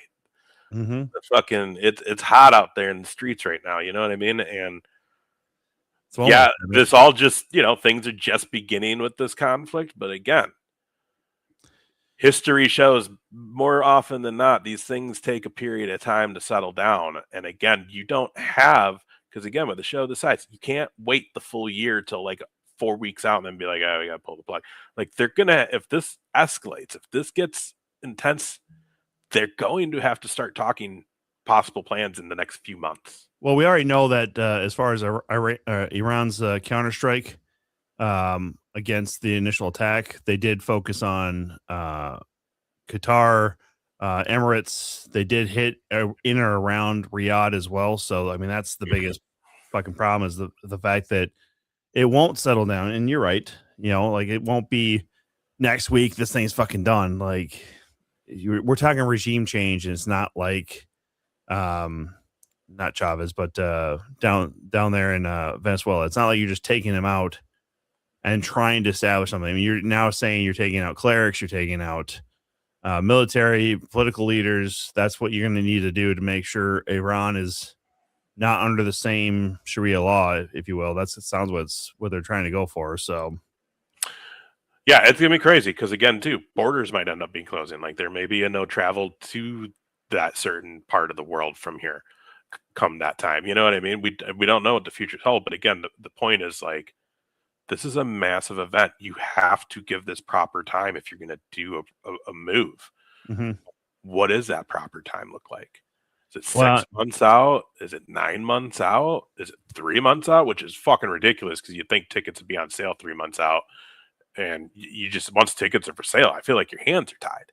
Well, let's put it this way: they've gone to Las Vegas now 2 years in a row. Wouldn't be that hard to say. Okay, let's just do it there again. True. So, I mean, that is the one kind of. I feel like they could also just go back to New Orleans. I feel like New Orleans was probably like, "Fuck you guys." Yeah. What do you mean? Like this should have been us. Why are you going back to Vegas? This should have been us. Like, what are we doing? Yeah, you were just there. Like. We've done this twice. You like us. I mean, it does feel like a slap in the face to take it away and then possibly bring it back. Obviously, things change, and who's to say that the Superdome hasn't decided to go their own different route and just say, fuck you, we're going to book something else. Is it Superdome or is that the Silverdome? I don't remember. No, Silverdome was in Pontiac, Michigan, man. Come on. That's the one that Hogan couldn't remember what the fuck he was in. I'm not Hogan, baby. It's good to be back in the Silverdome. Everybody's just like, oh, you old fuck. Fucking Stone Cold. This good to be back in the Superdome or the Silverdome. That shit was hilarious because when he said it was literally like, why are they giving the old man a mic, dude? This is crazy. He hasn't been in there more than 2 minutes and he's already fucking doesn't know where he's at. Like, what the fuck? Dude, you know what I forgot watching that back this weekend? Like, I don't know, like probably like 10 seconds into Rock starting his promo, they do a pan over because there was a jet right in front of where we were sitting for New Orleans 30. And like literally you can see JR, me, and Lou, and then like the other two guys with like point blank just fucking like, yeah. Oh wow.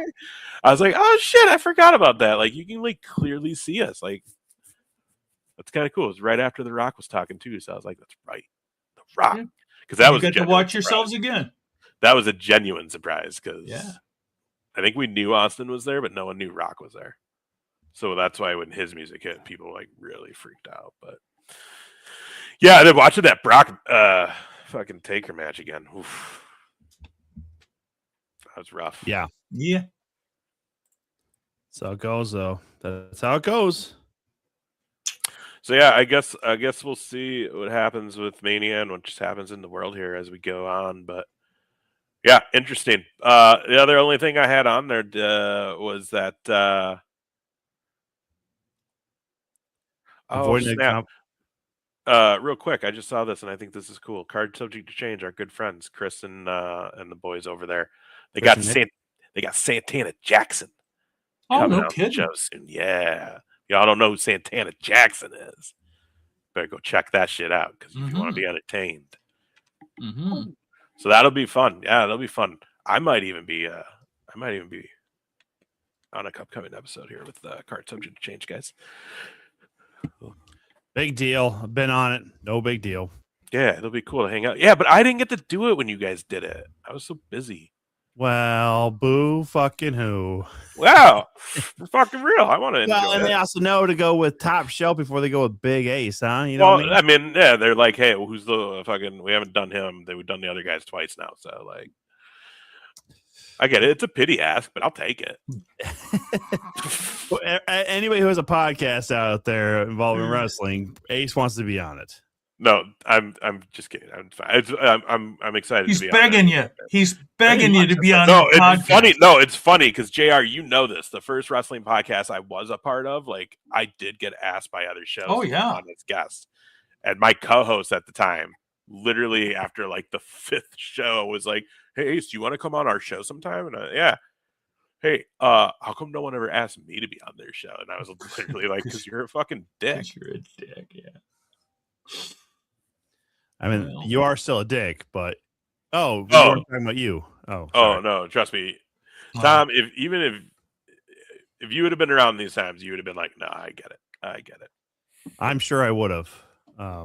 Actually, I don't think you two would have got along back then. No. He's different now, so maybe I don't talk to him still. But back then, when I was like, "Go fuck yourself," yeah, I think you two would be like, Probably. I'm kind of just sick and tired of people's bullshits nowadays, man. he was Dumb. that kind of guy that like, you're never gonna be right, and he will fight you to the death to prove that you're never gonna be right if Oh, you disagree with him. And it's that's just weird. like, It's weird because normally I bring facts. You know, like I don't need to be right if I have fucking facts. oh no, but he'll do the same. And unfortunately, like he will look shit up, and it's annoying. Mm. So you do have to be on your toes, but like he will just refuse. And then after so long, he will just fucking just badger it until you're like, fucking whatever, dude. Like, Yeah. fine. But anyways, yeah. Yeah, But yeah, fine. it was funny though, because he Fuck. literally one day was just like, "How come no one asked me to be on their show?" And literally, I was just like, "Because you're a dick, dude." Like, You know how you're a dick and you're also boring and that Dude. you're into this fucking bullshit. oh, dude, no lie. If I was doing this show with you two when I had that show going, and we were getting the traction that show was starting to get, and we were going on the Mania trips, we would have been fucking this show would have been huge by now. Because here's the deal: at that time, like the YouTube wrestling world was really just popping off, right? Mhm. Like the vloggers and all that shit. And there was like 4 that were like, they were pulling in, 20K views or more on their videos when they were doing their WrestleMania vlogs and shit, right? Mm-hmm. And like we would run into these guys all the time at the WrestleCons, at fan access, Hall of Fame, at all these things we were running into them multiple years, to the point that like the second year I'm like, cool, man, their numbers are way better than ours. We could only benefit by being cool with them. So I just introduced myself, like, "Hey, what's up? Yeah. I've seen you guys' videos. It's good, cool content. Like, we're a podcast. We do." I try to introduce this dude, and he just like is kind of like, "Yeah, hey, what's up, man?" and walks away. And there's like 5 of these guys, and I'm just like, Anyway, so like, what would you got? And like, was hitting it off to the point that like every year now we would run into each other, and they'd always be like, "Oh hey, oh yeah, and the Ace, you know." And then one year at the New Orleans year, a couple of them came to the Kaiju Big Battle show, and they were late, and I was getting a beer when they walked in, and we were on stage. It was in an auditorium, so the ring was on stage, and we had VIP seating on stage, and then there was the auditorium, but like half of it was empty. Mm. So when they walked in, I was like, "You guys should just come up on the stage." Just nobody's checking the tickets. Like everybody involves backstage because they're all wrestling. Because it was all wrestlers working the show too. Then, and so they did. So then they like put me in the video at one point, and they're like, "Oh, yo, that's PBI guy Ace. Oh, shout out to PBI guy." And in my head, I'm like, "Dude, this is like a 3-year build of me just being cool with these guys, and now like we're getting a shout out on one of their videos that's going to get at least 20K views." And like homeboy's still like, "What are they gonna do for all?" And I'm just like, "You're such an idiot." Where if I would have had you guys would have understood that, and y'all would have been like, "Fucking, oh yeah, chop it up, let's chop it up." And the next thing you know, we're gonna be collabing and shit because you guys get it. And this, I mean, I do hate most people, but yeah, I understand how this is supposed to be a business. And that's such a lie. Tom's the biggest fucking networking dude out of all of us. Oh God, yeah. In the public, Fuck you know what I mean? Don't no stick to kayfabe, you fucks. But everybody, I don't like anybody. But that's the thing, though. And JR, you saw some of those shows. You heard some of the shows. You were around when we were doing some of this shit, and we were getting traction. And like, dude, if it would have been like me and you doing it, and then the thing is, like, if that would have happened, who knows if you would have ever done Steel Toe and then eventually met Tom. But the point is, if I had you two with me doing all that shit, like I promise you, we would have been like way bigger in this wrestling media world.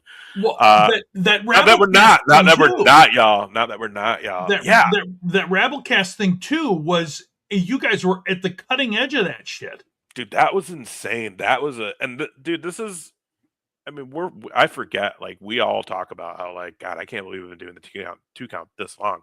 Like it doesn't feel like that many years, but it's been a chunk of years. But the thing is like we have fun doing it. We still love wrestling, so we want to talk about it. So why not? You know what I mean? But like you never know what will come out of it. Yeah. And that was the thing with Rabble, dude. That was such a like we thought it was a fake email at first. Like I'm reading it and I'm like, this is some like fucking fake shit. You know, like how now you'll get like always like an IG message of like, we think you could be an ambassador for our brand. It's like, dude, you got like 2 followers. Like you probably sent this out to 1 million people. It's a bot. It's not even real. So like read it and I was just like, homeboy kind of was like, yeah, whatever. That doesn't sound real either. Yeah, whatever.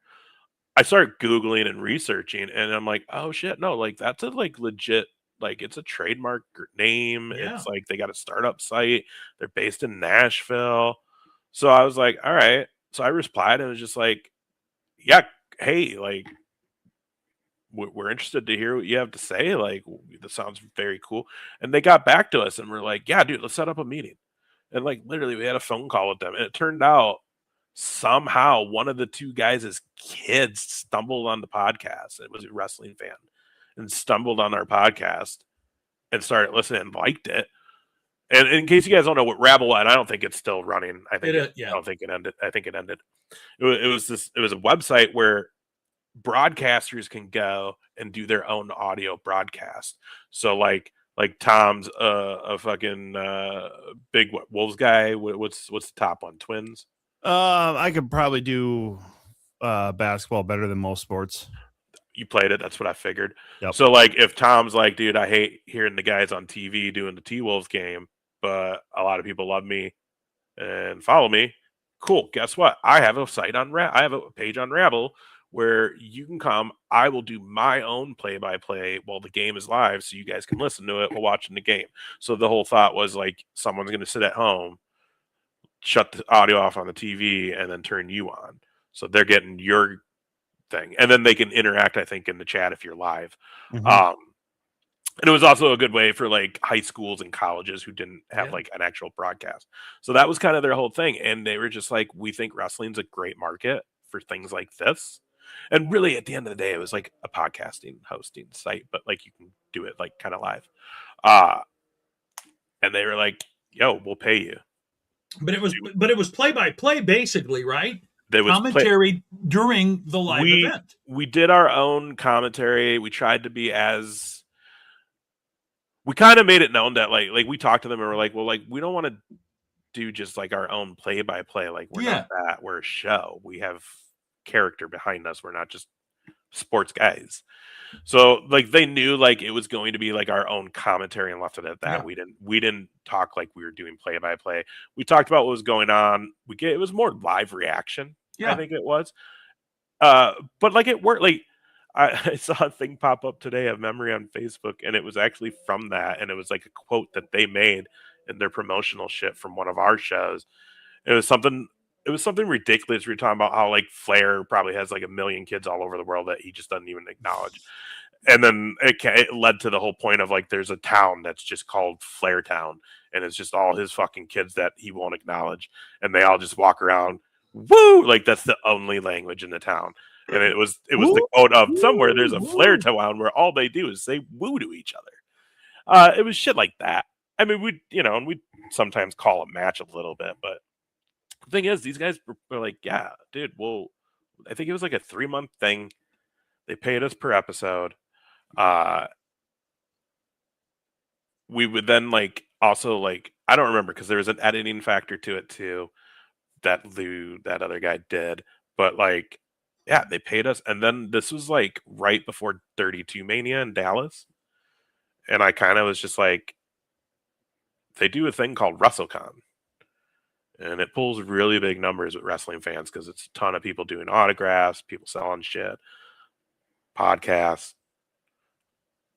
I think it'd be smart for you guys to have a booth and let people see. And I told them, like, what we can do is the network was around by this time. Yeah. I was like, we can pull the network up on my laptop and have our full recording studio set up. And, like, they can come call a match right here live because then it archived everything.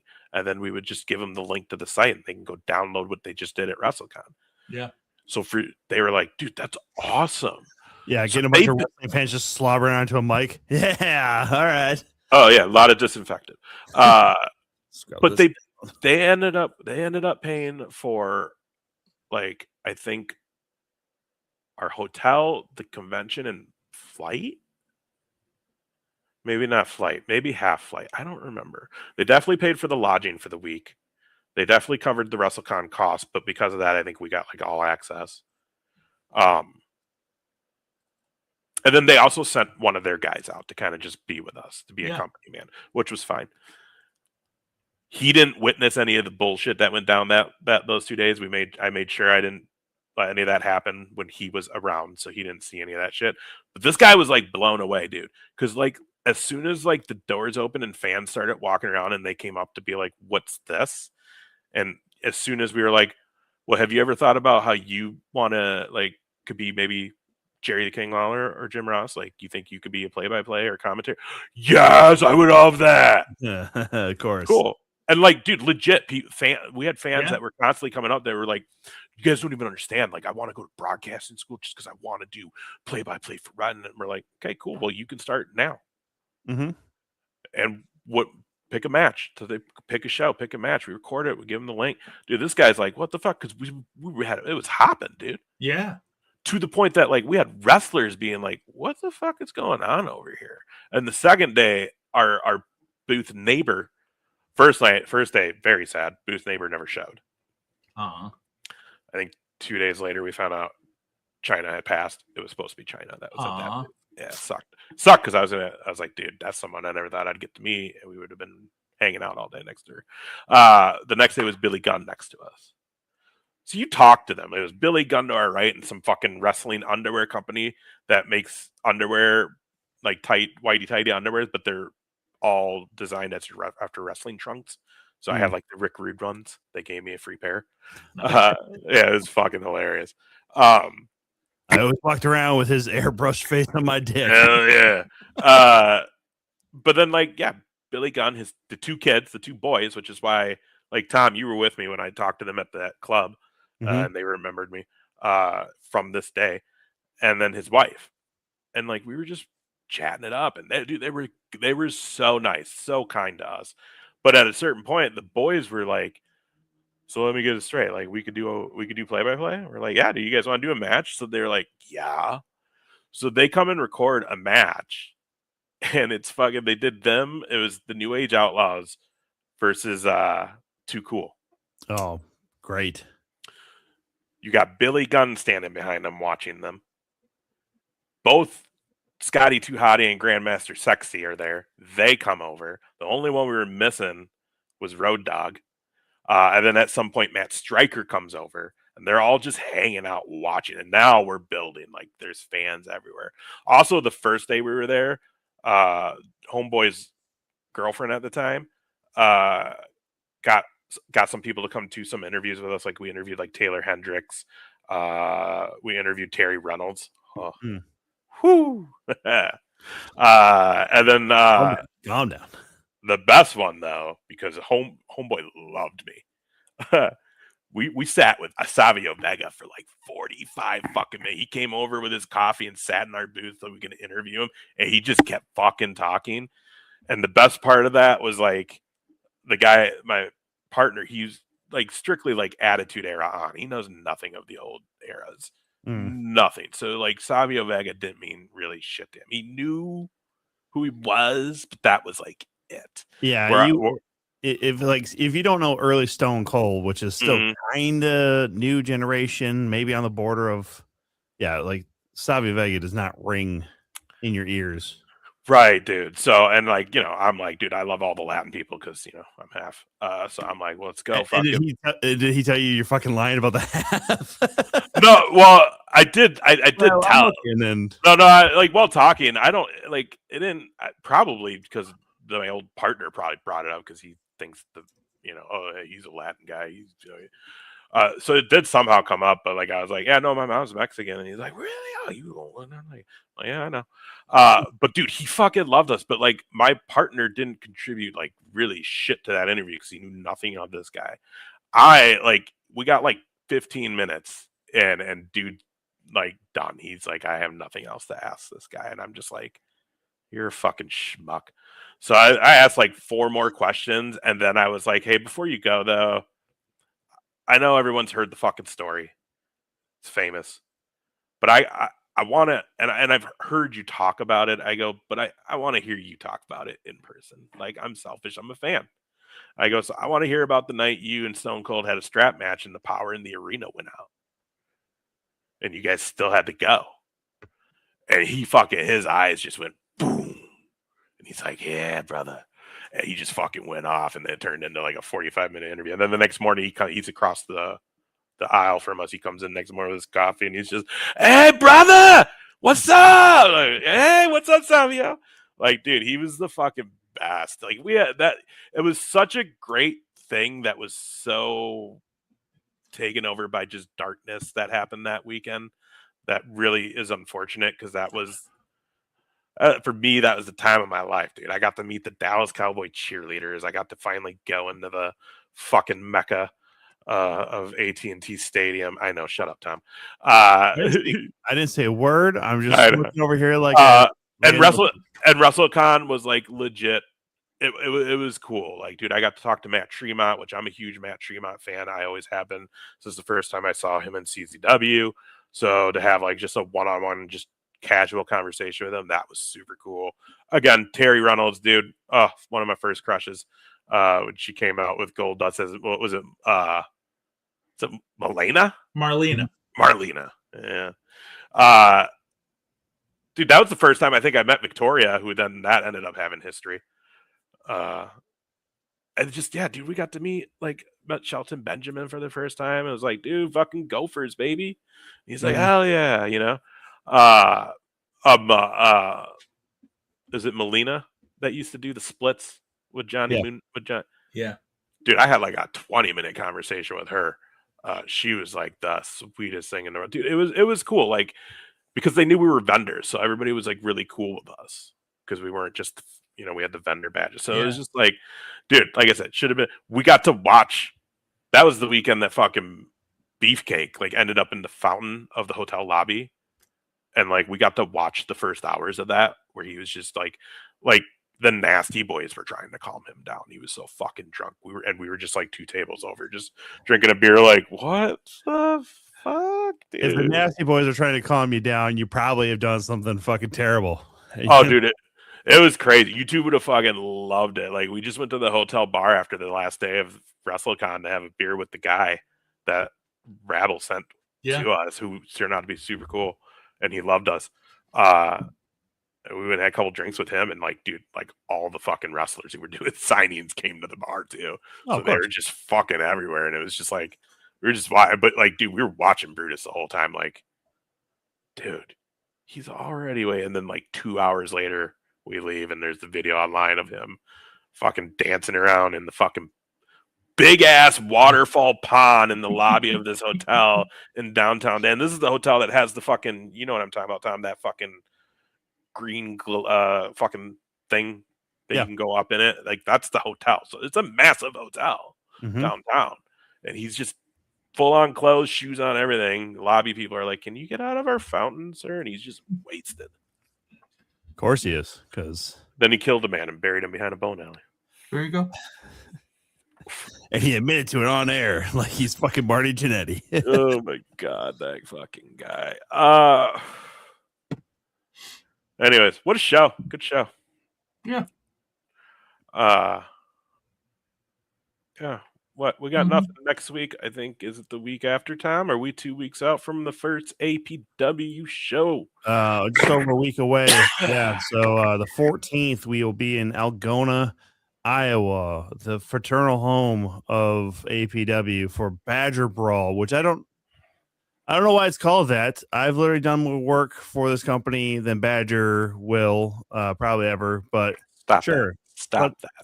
Let's name it after him. Let's not call it the top shelf. As soon as you get a heart, you get one. I have heart, and it's been working fine for 42 odd years, motherfucker. Better knock on some fucking wood after you saying that statement, I know, bro. that's so fucking mean. That's a whole lot of bad juju you just put out in one sentence. I'm looking forward to it. Obviously, you know, not only this weekend, March 14th, but we're looking forward just a couple more weekends away. Winter Brawl Classic, the 28th. But before that, we got the very special show at Coughlin's there in Bull Pit, Illinois. Yeah, they are headlining, myself working it. Ace is going to be our host. Whitney and Lane doing VIP service for the people who want to spend the money to sit up front, watch us do our thing. I mean, if it's anything like Bismarck, man, we're going to have a fucking hell of a night. That's for damn sure. So, and then the 28th, we got big nights for both Madhouse and Absolute with Winter Brawl Classic. The winner of the Winter Brawl Classic this year will be the new APW heavyweight champion. You see Alvin Falcone there front and center. He's looking to become double champion or at least retain his title. Openweight title is on the line that night as well. So lots of stuff there in Waterloo. And of course, Madhouse making their debut at Big Mama's in Des Moines that night. If you need tickets for that, it is, where's that link? It's somewhere up here. God damn it. They buried it. I'll tell you what, between the two shows going on March 28th in Iowa, you're going to have some of the best wrestlers in the Midwest in the state of Iowa on March 28th. Solid fucking lineup. Look at this. You got fucking Alvin Falcone, you got Shanky, you got Lars, you got Clay Cooper. Making his APW debut, Clay Cooper. Madhouse Tag Team Champion. Gonna be without him. That's all right. Can use a break sometimes from them Cooper boys. They get a little out of hand sometimes. They were outlandish at the school show, guys. It was crazy. Oh, I can imagine. But there's the link right there. If you and then like here we go. A whole fucking winter brawl, guys. 30 guys in a ring. So that's gonna be huge. And then we got Madhouse in Des Moines at Big Mama's. This thing's gonna be a big show too. AJ Smooth, ZK47, Rudy Hell, None More Violent, the Hale Twins, Ryan Slade. We got Jimmy Wild, Devon Monroe's making their debut. Of course, the champ's coming, Corbin right there. And then we just had it announced. Max Chill, we now know who his opponent's going to be that night, and it's going to be the debuting Free Range Kara, making her Madhouse debut.